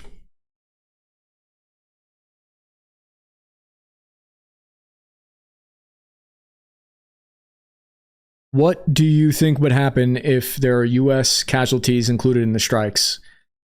I think that that's baked into the assumption. I think they assume that there's going to be U.S. casualties in these strikes, and I think they're going to proceed the same with or without that. Sup, Battle? Says Mothman, I'm of the opinion that the U.S. administration made this choice after exhausting over 40 years of diplomatic measures, and now we leave the table. It could be that I would look at it more. I think a more valuable way of looking at it is that the conditions are right. The shaping operations are right. So the ducks are in a row, and there's this window of opportunity, and they're going to take it. And there was never going to be any real diplomatic solution between this administration and the Iran and the Islamic Republic. So we'll see here what new footage is coming out. Follow OSINT. Technol is another great open source intelligence reporter. Israeli Air Force tanker seen over Syria, dragging F-16s to conduct airstrikes on Iran. The EU says that Houthi forces are threatening to launch new attacks on the US and Israeli ships in the Red Sea and Gulf of Aden.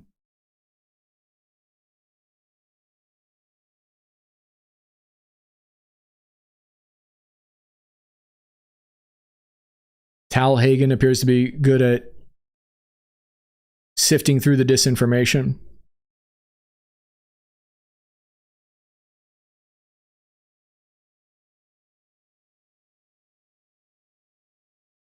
And that there's some misinformation coming out right now that we can expect to have to sift through right now. U.S. aircraft have struck an industrial complex in Tabriz, Iran, that was reportedly being used to make Iranian ballistic missiles.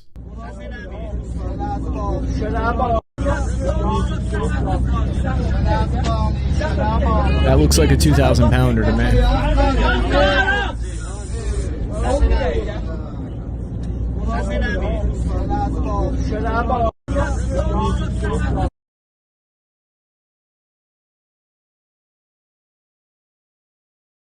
Dozens of U.S. Tomahawk cruise missiles just flew over Iraqi Kurdistan, headed towards Iran. This is full American combat engagement. Trump called it major combat operations. Take a look at those. Oh, whoa.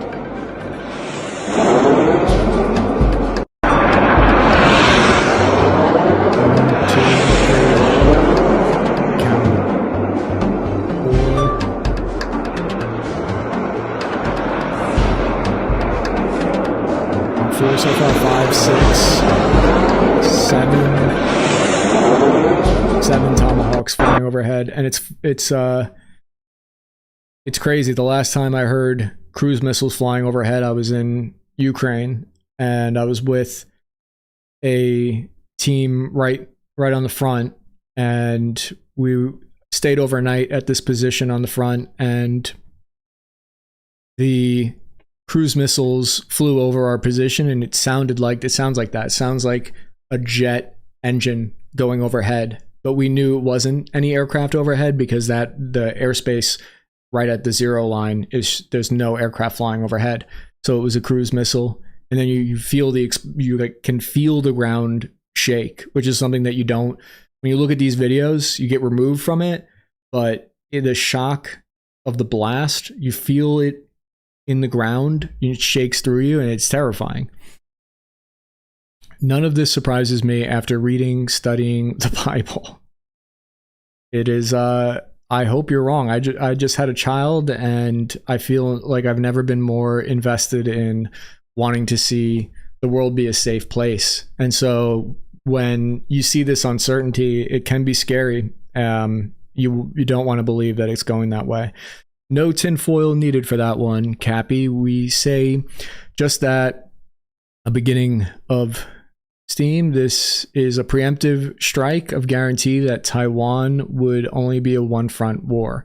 I do think that a big part of this is trying to prevent Taiwan from being a two-front war, because just so I'll say that the assessments that I've been seeing recently is that the US, they put out this overmatch brief, which is this brief that says that that China is looking to move and that they have a significant advantage in the Pacific, especially if our attention is split.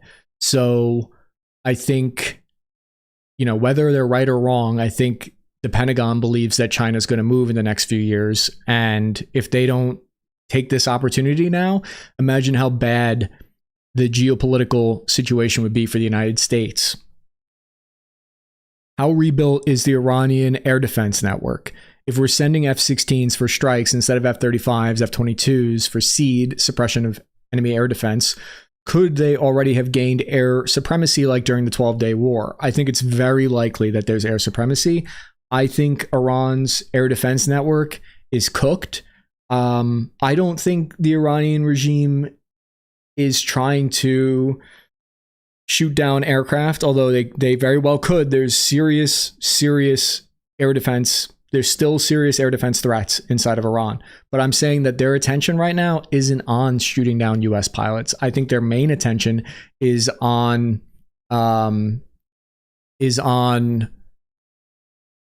repressing is keeping the regime alive. That's their main. So Iran offered everything, but Israel demanded no ballistic missiles and navy, says Davida Frito. Nations are allowed to have deterrence. Could Turkey or Egypt be next for the Greater Israel Project? Bibi has blackmail on Trump for his island shenanigans for sure, they say.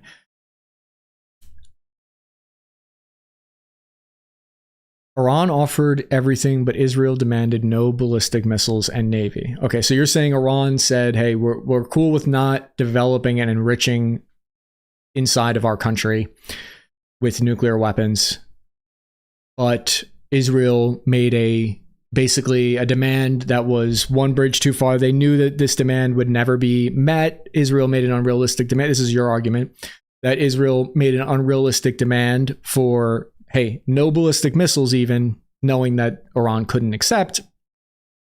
So you're saying nations have a right to have deterrence. And yeah, I would say they do, but I think nations also have a right to self-determination. And if the Iranian people don't want their government to be putting all their money and resources into building ballistic missiles, if the Iranian people want to ally with the West because they think that their kids' futures will be more prosperous because of that, then I think they have a right to that. Could Turkey or Egypt be next for the Greater Israel Project? Brother, that is so far outside my tactical concerns here. I think Egypt and Israel are aligned in some ways. They both don't want Palestinian refugees. They both refuse that. They both fight terrorism. I think they have more agreements than you'd be surprised about. I think a lot of what we see in the public is not what happens behind the scenes. Bibi has blackmail on Trump for his island shenanigans for sure. Hey, we did a whole episode on Jeffrey Epstein and his ties to illicit arms deals. If you want, 2 weeks ago or so, I think 2 weeks ago, we did this episode and we outlined all the ways that his blackmail campaign had gone deep. And if that's the case, I hope we find out.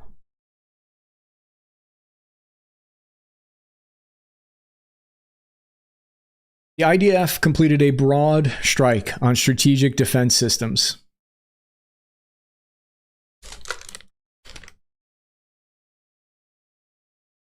So this shows us where they're hiding the ballistic or the aircraft, the anti-air systems, I guess, and the ballistic missile launchers, and where Israel has been striking. Cappy, apologies for not clarifying, but it wasn't a mistype. I mean about UK United Kingdom troops at risk on US sites. What if there are UK casualties in this? If there are UK casualties, then I don't see how that changes the calculations personally. I think they still go the course if there are UK casualties, is my opinion. I don't think it changes, you know, they're already escalating to the absolute limits. How could they escalate anymore? They're not doing, we thought there might be limited strikes. This is not limited strikes. This is full, as I would call it, balls deep military action. There is nowhere to escalate from here. The United States has already said we're going for regime change. How do you escalate any further than that? I mean, guys, where do you go up from there?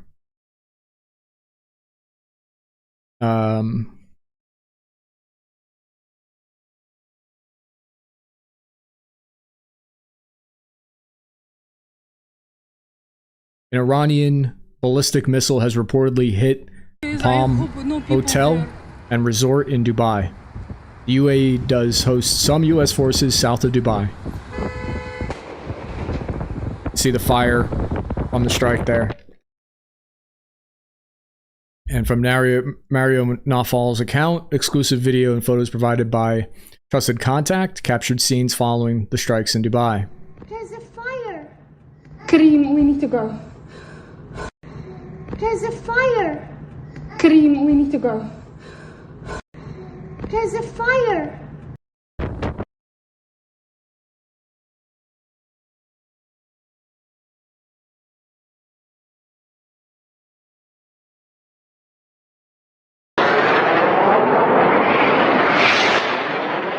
Here we can see more ballistic missiles being fired overhead. They fly really low, right? That's absolutely as low as they can possibly fly to avoid air defense and to avoid radar. You see it right there. I mean, what would you guess, guys? What is that? 500 feet above ground?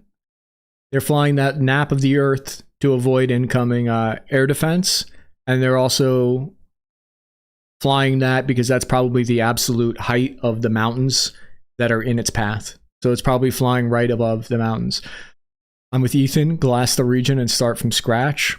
Mulligan the Middle East, says someone. I don't think I'd go that far, but that's you. You do you. Do you think we'll begin rationing food soon? Have you seen the orb over Tehran this morning? Maybe something related to that new secret tech. I have not seen an orb over Iran. I haven't seen reports of that yet, but I'll keep my eye open for that. Hi, Cappy. I just wanted to say I appreciate your level-headed commentary on the whole situation and always very informative videos. Keep up the good work, keeping us all in the loop during crazy times. It is crazy times, and I'm still trying to comprehend really just how historic this is. This isn't like the 12-day war that we're seeing here. This is not like the wars that we've seen, the tit-for-tat attacks that we've seen in the past. This is nothing like that. This is monumental. This is historic, what we're witnessing right now. So it's the reshaping of the Middle East in ways we haven't seen since the 1980s, since 1980.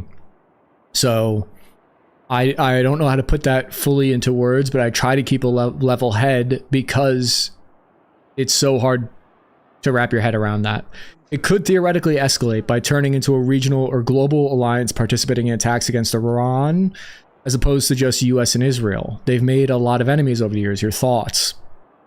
It's funny because when you say that, I actually think it's more likely that this could escalate into a regional or global alliance against the US and Israel. I think, it's more likely that we see what is the retaliation from Russia and China. Is it just going to be words, or is this going to move up timeline of military plans that they might have had? I think that the US already has all of their allies involved in this that are willing to take part in this. You could see here more cruise missiles flying just over the height of the highest mountains here. Look at them. And they're all right within you know, a short band that they're flying against, because this overwhelms any air defense. They're all packed tightly on top of each other, and they're all flying probably towards very similar targets. Here we're seeing Yo,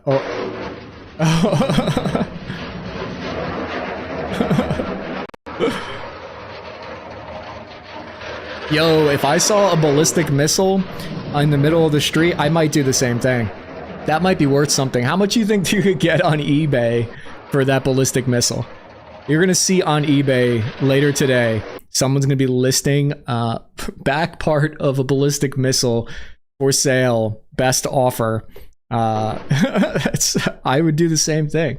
I don't think I've ever seen that before, guys. I don't think I've ever seen a car dragging a piece of Iranian ballistic missile. That's absolutely bonkers. Here we're seeing Israeli interceptors launched in Tel Aviv to engage incoming ballistic missiles, and this is what I would call batch firing. So they fire out a number of these to try to hit the decoys, to try to hit the main warheads. So Israel assesses that Iran's supreme leader Ali Khamenei was likely killed in an Israeli strike earlier today. Channel 12 from Israel says, this is from Preston Stewart, great, very credible source. I recommend you follow him. Citing unnamed Israeli sources, it says that there are growing indications to this effect. So I could see there being reason why Israel would want to put this information out and put it out into the information space that the leaders are already killed. It's very beneficial for their attempts at a regime change, but it could also just be a fact. But I would put that information out if I was Israel either way. IRGC Public Relations. The American radar facility in Qatar was equipped with unique equipment used for tracking ballistic missiles that was completely destroyed, is their claim. So we might have taken some hits here. Impacts. Breaking footage.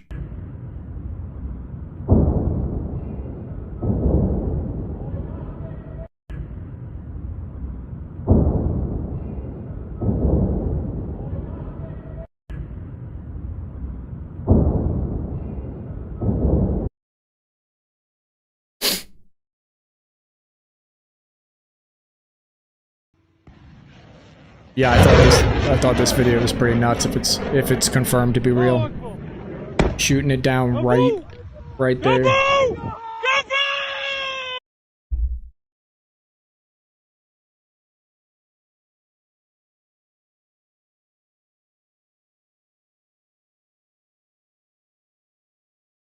תראה, בין העננים. אתה רואה? וואו, איך תפסתי את זה! איך תפסתי את זה! וואו! איך תפסתי את זה! וואו! Inshallah. יואו, איזה יופי! I couldn't say it better myself. How will the loss of Venezuelan and Iranian oil affect China? Let's assume that that is the case and that does happen. Then it would not be good for China. It would not be good for their prospects of launching a war against Taiwan, is my initial thought. So if I'm China, you increase your oil from pipelines from Russia. But there are downsides and upsides to that as well. Oil tankers avoiding vital Hormuz Strait. We'll take a look at the live conflict map. We'll go back to this bad boy and see what the fresh poll brings us today. Airstrike on Marand Industrial City, East Azerbaijan province. It was targeted during the 12-day war too. And the airstrikes in Tehran are... This is what Israel is claiming decapitated their military already. The Islamic forces, Islamic Republic.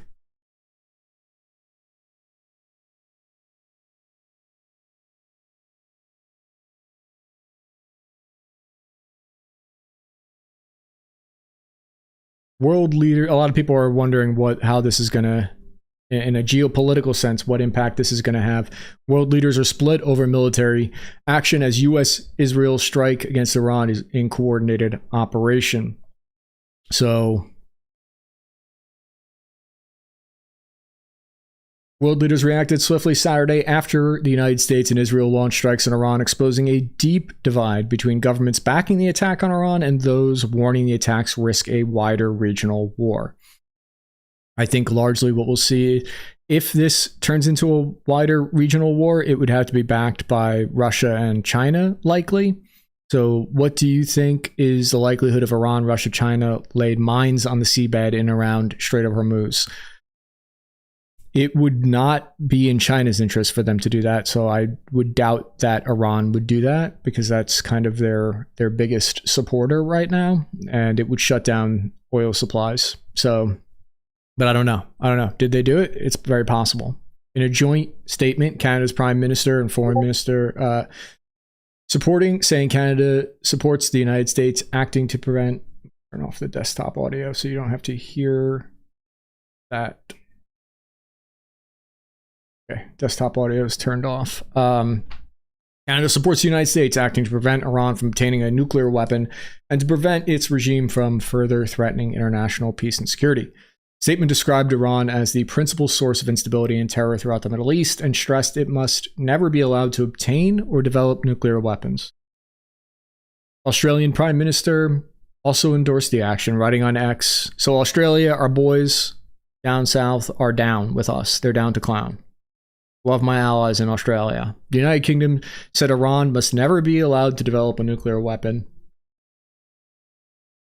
French President Macron warned that the outbreak of war between the United States, Israel, and Iran carries grave consequences for international peace and security. The ongoing escalation is dangerous for all. It must stop.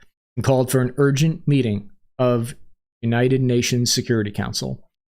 In a joint statement, the leaders of France, Germany, and the United Kingdom also said that they had consistently urged Iranian regime to end Iran's nuclear program and to curb their ballistic missile program.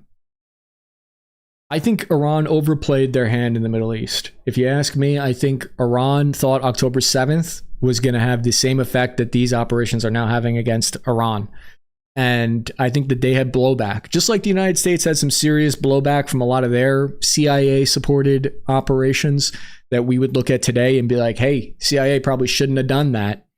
I think that Iran's Quds Force, their version of the CIA, supported October 7th, and they're now experiencing some of the most significant blowback that you can have from dilly-dallying in other countries' affairs and trying to overthrow or trying to mess up Israel, trying to really put an end to Israel with that attack. That's just my opinion, though. You guys can hold different opinions, and I'm they could be valid, and I could be wrong. I'm just giving you my average infantryman belief. U.S. and Israel are shutting down the Iranian government hard. Zoot. Remember when France got pissy because the Aussies didn't want their outdated diesel submarines anymore? Okay, this I don't know if this is real or not, but there's been unconfirmed footage that's circulating that allegedly shows Israeli fighter jet down by Iranian air defense. We don't know if this is real or not. We don't know if this is AI generated or old footage.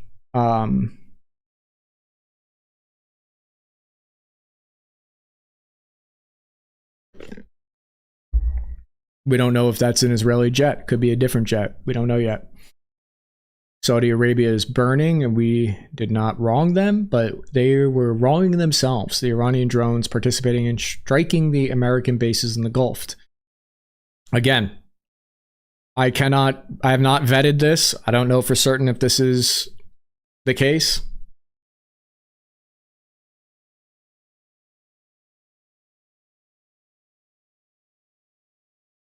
More cruise missiles.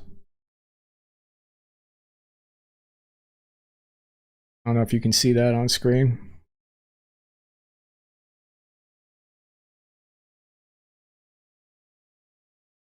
The U.S. and Israeli Air Force are carrying out airstrikes. You can see the aftermath here of that. Whoa. Damn. Dang. Oh, he's backing up. He's backing up fast. I would put that in reverse too. Some people are saying some of that's fake. Let's see what Keir Steimer has to say.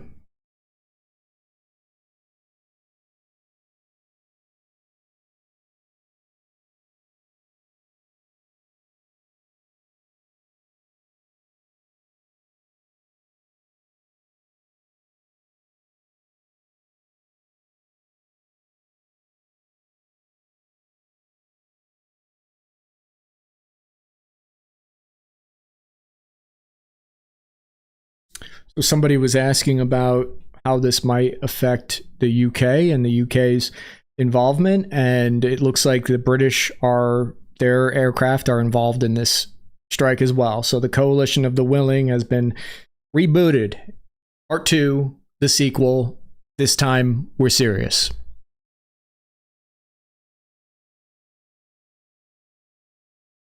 So this attack on Iran is defensive operation. That part I buy. I do buy that it's in our interests. I don't know that it's defensive, but I would say that it's in US interests for the regime to fall or collapse and destabilize. I could be wrong though, and I could eat those words.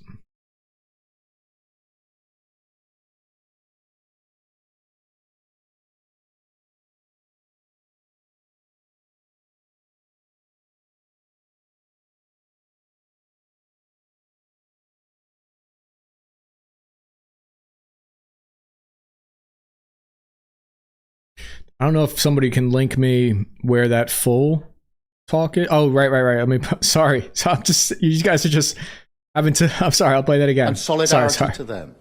Sorry. Our support and solidarity to them. Can you hear now? As part of our Can you hear now? commitments I muted to it. the security of our allies. Our support and solidarity to them. As part of our commitments to the security of our allies in the Middle East, we have a range of defensive capabilities in the region, which we've recently strengthened. If somebody can link me Our forces the full are active, chat for this. and British planes are in the sky today as part of coordinated regional defensive operations to protect our people, our interests, and our allies, as Britain has done before, in line with international law. We've stepped up protections for British bases and personnel to their highest level. We are also reaching out to UK nationals in the region and doing everything we can to support them. Our support. All right, now I'm going to try to find the full. Oh, damn. I got ADD. Like, as soon as I try to watch the diplomatic happenings, there's suddenly cruise missiles are flying in the sky. Like, I can't look away from cruise missiles.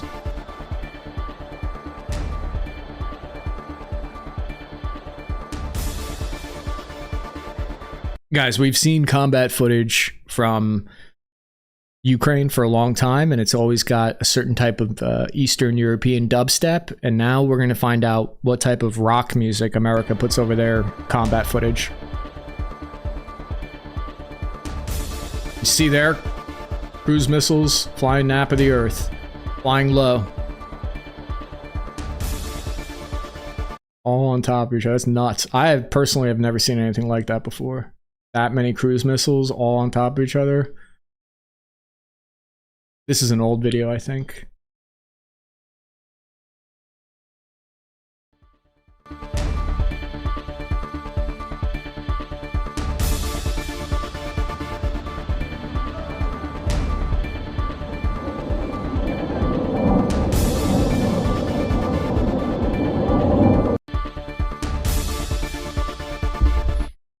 All right, let's see if we can find breaking S-300 air defense battery identified at Anthropic HQ. Insane video shows US Tomahawks. Those are insane. Look like Tomahawks with inverted wings, somebody pointed out. I'm not actually a Tomahawk expert, but maybe they're using some type of new Tomahawk technology. I'm Timing of U.S.-Israel attack on Iran bears symbolic meaning. All right, what I want to find is... says they will join the U.S. Oh, damn. Listen to this, I guys. can say is new right now. We're just getting word that the Kingdom of Saudi Arabia says they will join the U.S. in the operation against the Islamic Republic of Iran. They said that is huge. I mean, what we're talking about is seeing these two states that have been in a proxy war with each other are now entering into direct conflict with one another. Saudi Arabia and Iran are, Saudi Arabia is now attacking Iran, which is that this comes historic in the wake of Iran attacking the U.S. base in Saudi Arabia. I just spoke to a senior U.S. official who said the Iranians made a big mistake by firing on Arab coalition partners. Now they are likely to respond. So by Iran firing missiles at UAE, Bahrain, Qatar, Kuwait, Saudi Arabia, and Jordan, they are now likely to fire back at Iranian targets. So those coalition partners are now going to enter this operation that started off as a U.S.-Israeli operation. That is one of the commenters asked if this was going to pull in other allies in the region. And sorry, I just turned off the Discord sound, so you won't have to hear that again. But yes, it is now clear that other allies in the region are getting pulled in. The war is expanding. It's a regional war. Damage visible at Kuwait International Airport following Iranian ballistic missile attacks. This is the Kuwait International Airport that you're looking at right here. We're seeing more from Funker 530.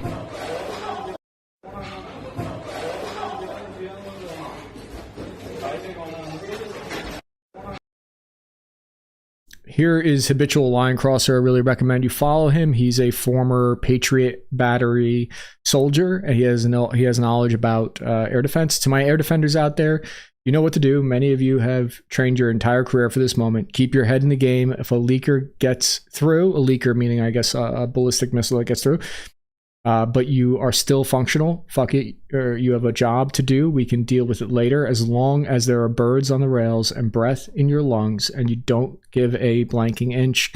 God luck and Godspeed. Give that a like, and we'll give him a hell yeah, brother.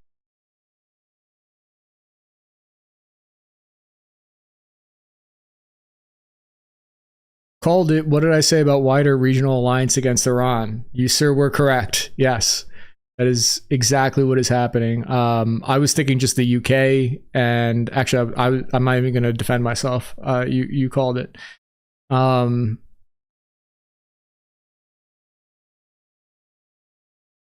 Born too late to deploy to the Middle East, born too early to deploy to the Middle East, born just in time to deploy to the Middle East. And so what I want to look at now is Keir Starmer's full speech, if we can get that up. I'm going to try to find that.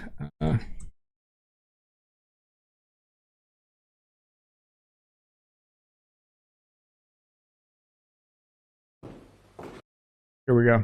We got it.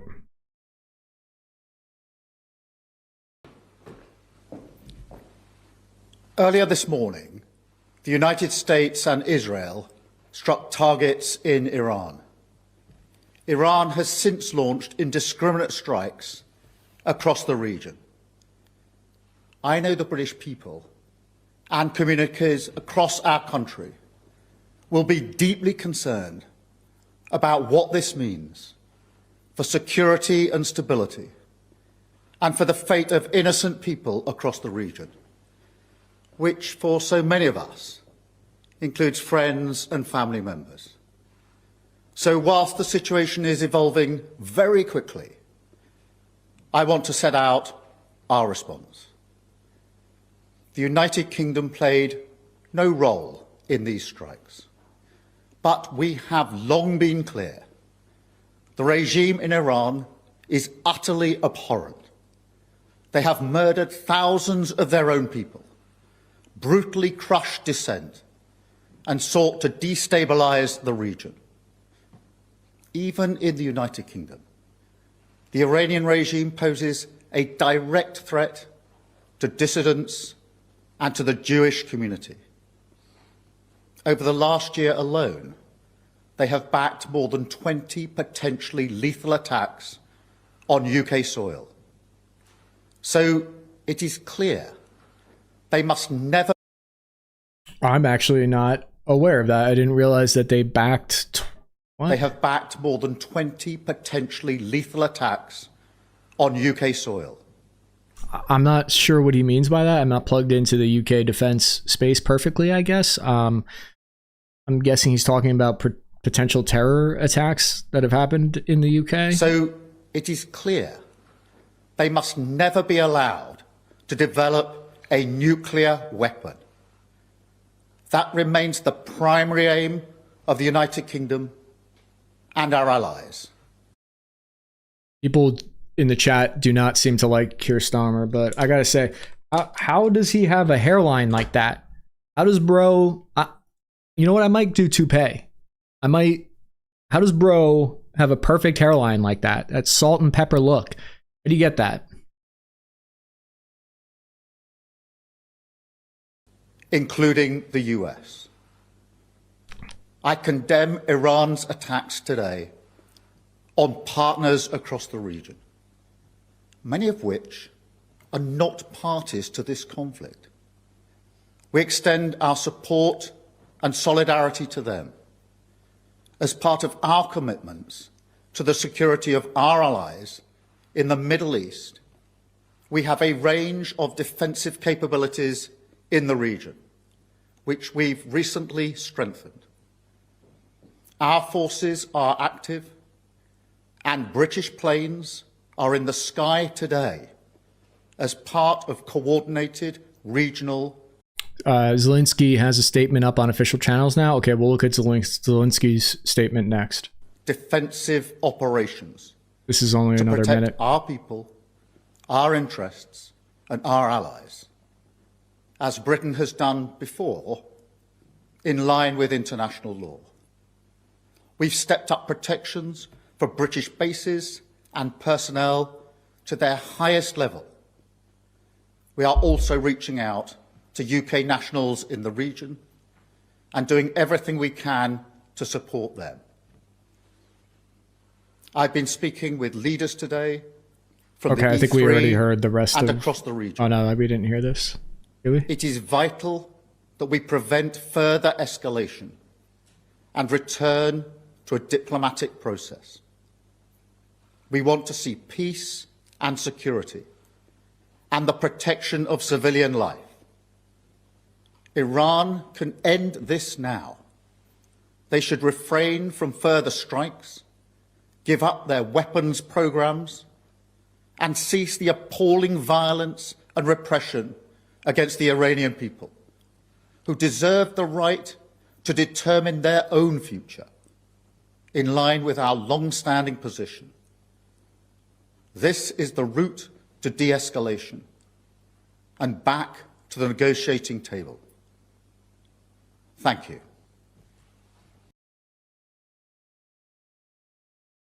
So we're going to take a look at Zelensky's statement, if it's true that there is one. On this episode of What's Going On with Shipping, is Somebody said that Zelensky made a statement on this, but I don't see it.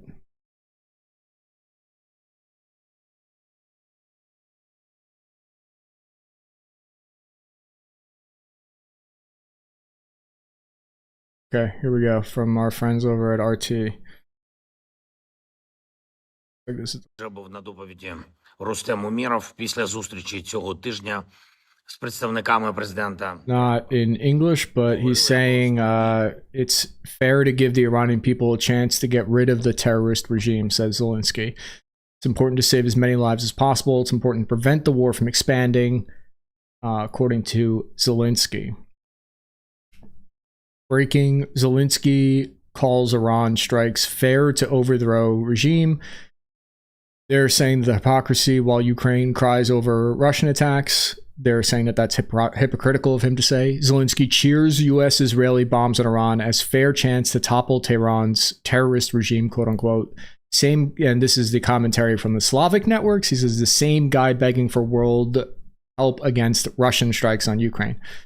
Zelensky says it's fair to get this pro-Russian account believes that it's a double standard, says that Ukraine demands global solidarity against aggression, but backs attacks on sovereign Iran, ignoring.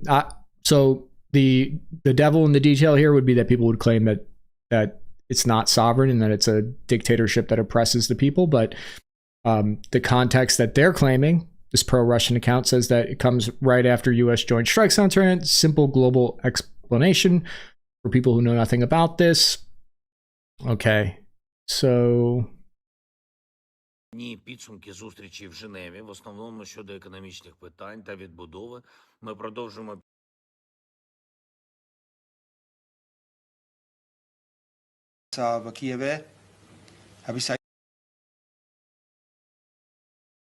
Iran ballistic missile launch here we see. That looks like it's in space. Shit is flying through space, featuring the space jellyfish effect. It's sunlight reflecting off the rocket exhaust in the atmosphere. You're going to need one of those Chad THAAD launchers to take that out.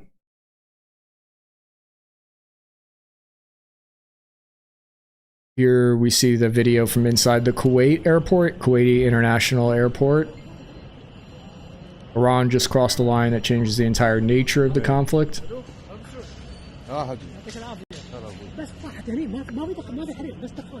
Hey Cappy, you should review this video, watch predictive history video on Iran war. He predicted like 95%. Yeah, that sounds very cool. You could also...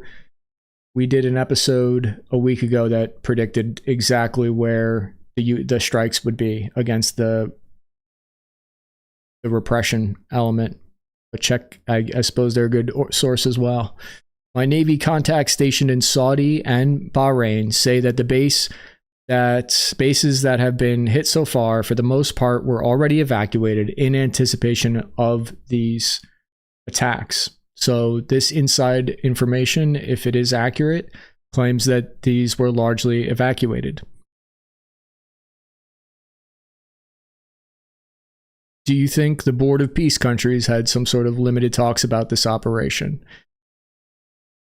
If I was in the Board of Peace, I mean, this is such a perfectly named board too, Board of Peace, and then they're planning this attack. That would be beautiful. I don't know if this is real or not, or if this is AI.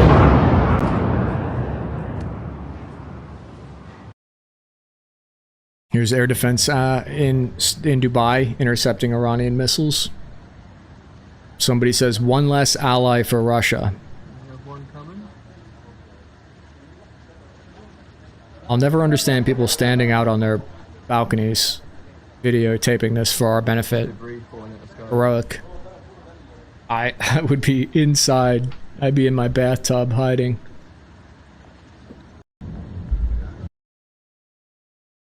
There was air raid noises, you know, the signals in Kyiv the night that I stayed there, and I was in the tub immediately.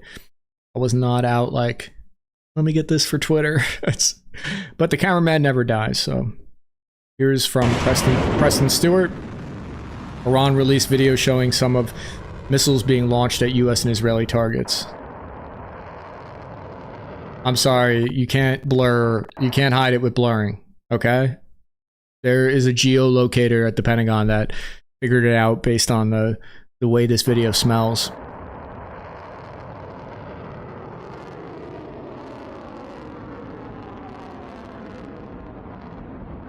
We're going to take a look back at the OSINT map in a second. We're going to take a look at the open source intelligence map momentarily.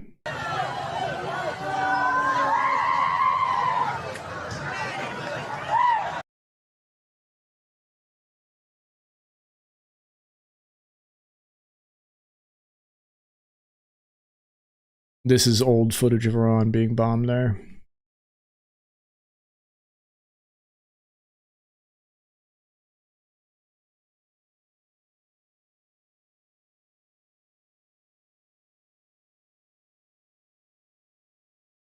Reports of Reuters ships receive high-frequency broadcasts from Iran Revolutionary Guard Corps saying no ships are allowed to pass through the Strait of Hormuz. So it looks like they're trying to shut off the Strait of Hormuz for the time being, which no one was going through there anyway. Russian Foreign Minister Sergei Lavrov held a telephone conversation with the head of the Iranian Foreign Ministry. Conversation is always nice, but what are they sending any reinforcements? Are they helping them?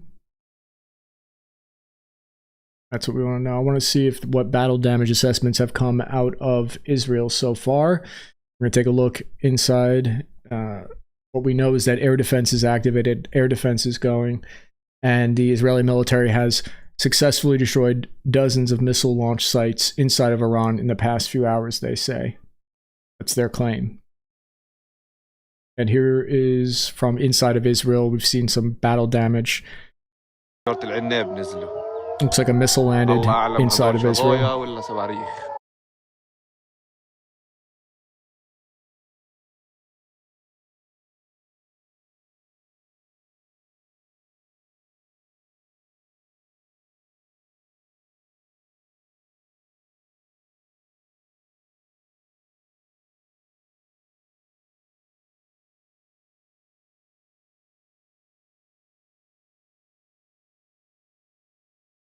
Operation Epic Fury.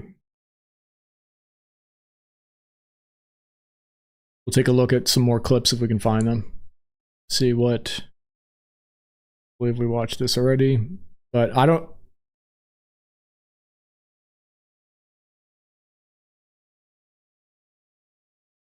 The involvement of Saudi Arabia is huge. I'm waiting to see what that will mean for the war. Here we see more IDF strikes on Iranian ballistic missile launchers. They had about 100 of them left, and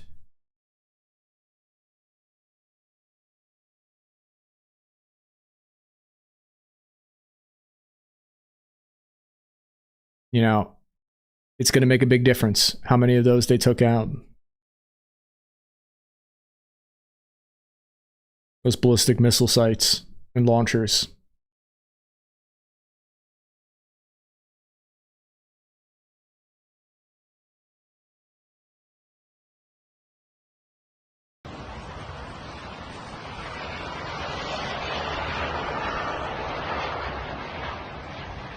Oh my God.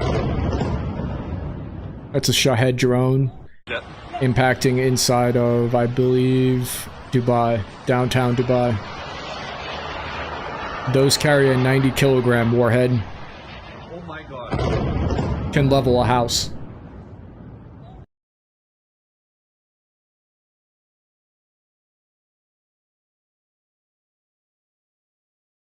And we're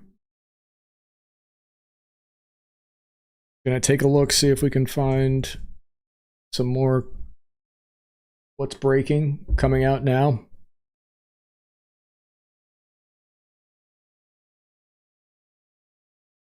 That the U.S. is participating in these attacks. The first word that came across the wire services was that these were Israeli-only attacks, Israeli preemptive attacks against the Iranians. But the U.S., Lucas, we are told, is participating, and that's no great surprise. No, and officials told me the same thing.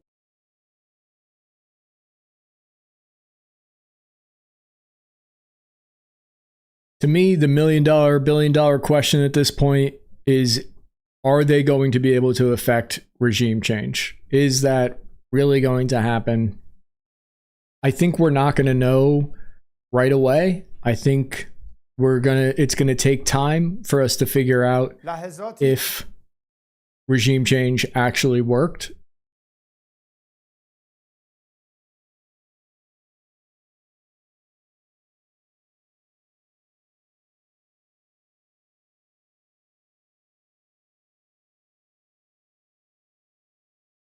And that's what we're keeping an eye on, is And we might know today. It might, if we get confirmation that the top leadership in Iran was killed in those initial strikes, then it would be more likely that there would be regime change today.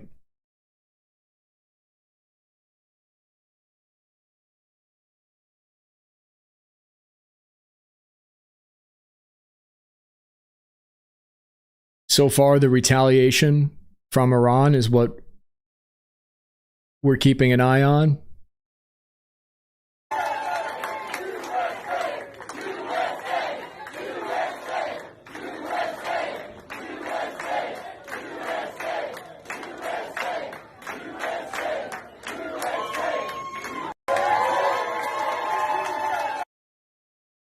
I don't know if you've ever had the pleasure of participating in a USA chat, whether you've done it tongue-in-cheek or you've done it seriously. It is an experience that every American should be involved in at some point in their life, whether you do it ironically or you do it unironically. Kuwaiti International Airport hit with drones.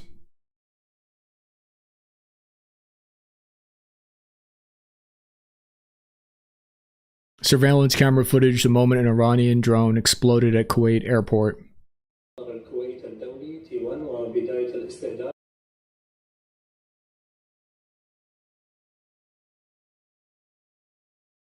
And we see some of the wreckage inside of the Kuwait International Airport here.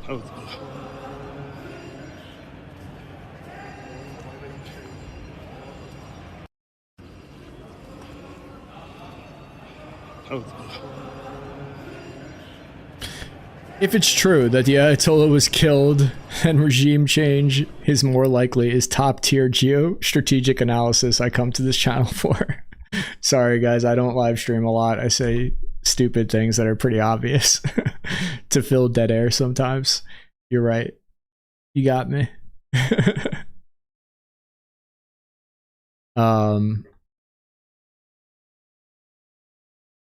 Let's see what's coming out of the breaking news sector here.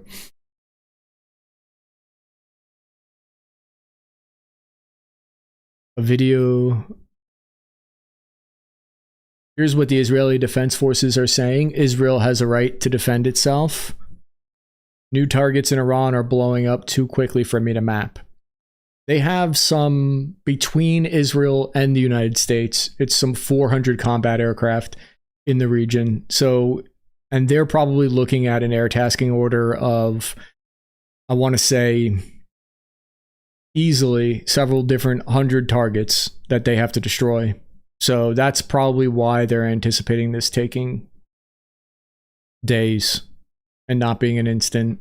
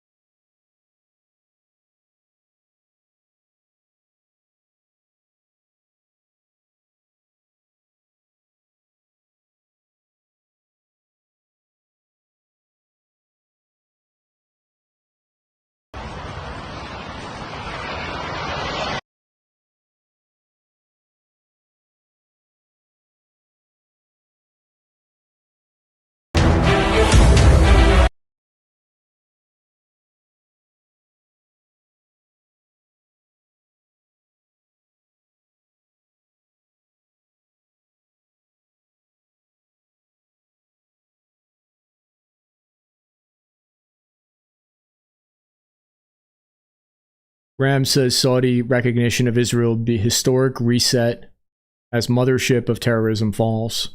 Senator Lindsey Graham said Saturday that a potential collapse of Iran's regime could trigger the biggest geopolitical shift in the Middle East in 1,000 years, and called on Saudi Arabia to move to recognize Israel if Tehran falls.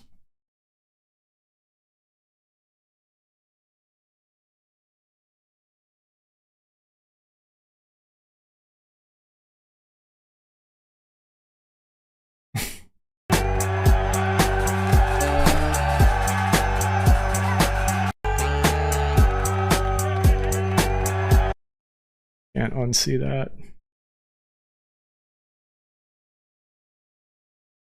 If Saudi Arabia, the most important voice in Islam, would recognize the one and only Jewish state, this was a blow to terrorism worse than bombs, Graham told Fox and Friends. The mothership of terrorism is about to go down. Graham described the moment as a new dawn for the region, arguing the current pressure campaign had set in motion the regime's demise and would ultimately bring the regime down. He also unleashed a blistering attack on Iran's supreme leader, saying, "I hope the Ayatollah is captured or killed, a miserable human being, Hitler in a robe." Graham accused the regime of killing over 30,000 of their own people to maintain power.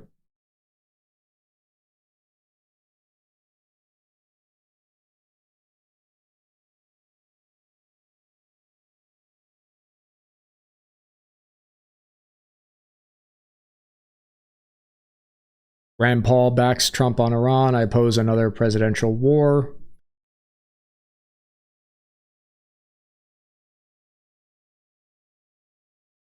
Power to the people. X account claims a bombing of elementary school kills 40 students. It's obviously propaganda post by socialists, but like this that we need to be actively discrediting. I'm not certain if it's real or not real. I don't have the battle damage reports in front of me on that. Is it time to apologize to Senator Holden Bloodfeast?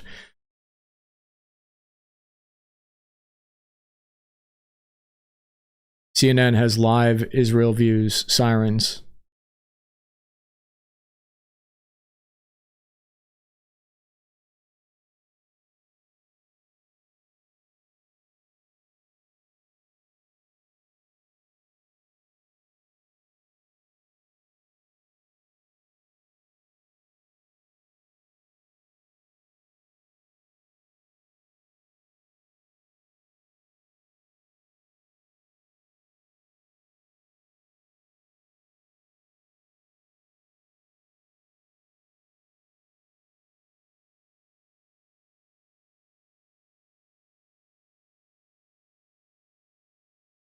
Yes, the ads are targeted on here. I make sure that these ads are only relevant for me. I love popcorn, for instance. Gotta get. I might buy that actually. It's a good point. I don't use an ad blocker because I feel like, as someone who creates content online, that'd be a little weird of me to use an ad blocker right now. Maybe I should, but you know, then I would miss out on this non-GMO popcorn. Well, guys, we might head off to put the video together. I think I've absorbed a lot of the information. Earlier in the stream, we talked a bunch about the strategic impacts of this. We went through what this means.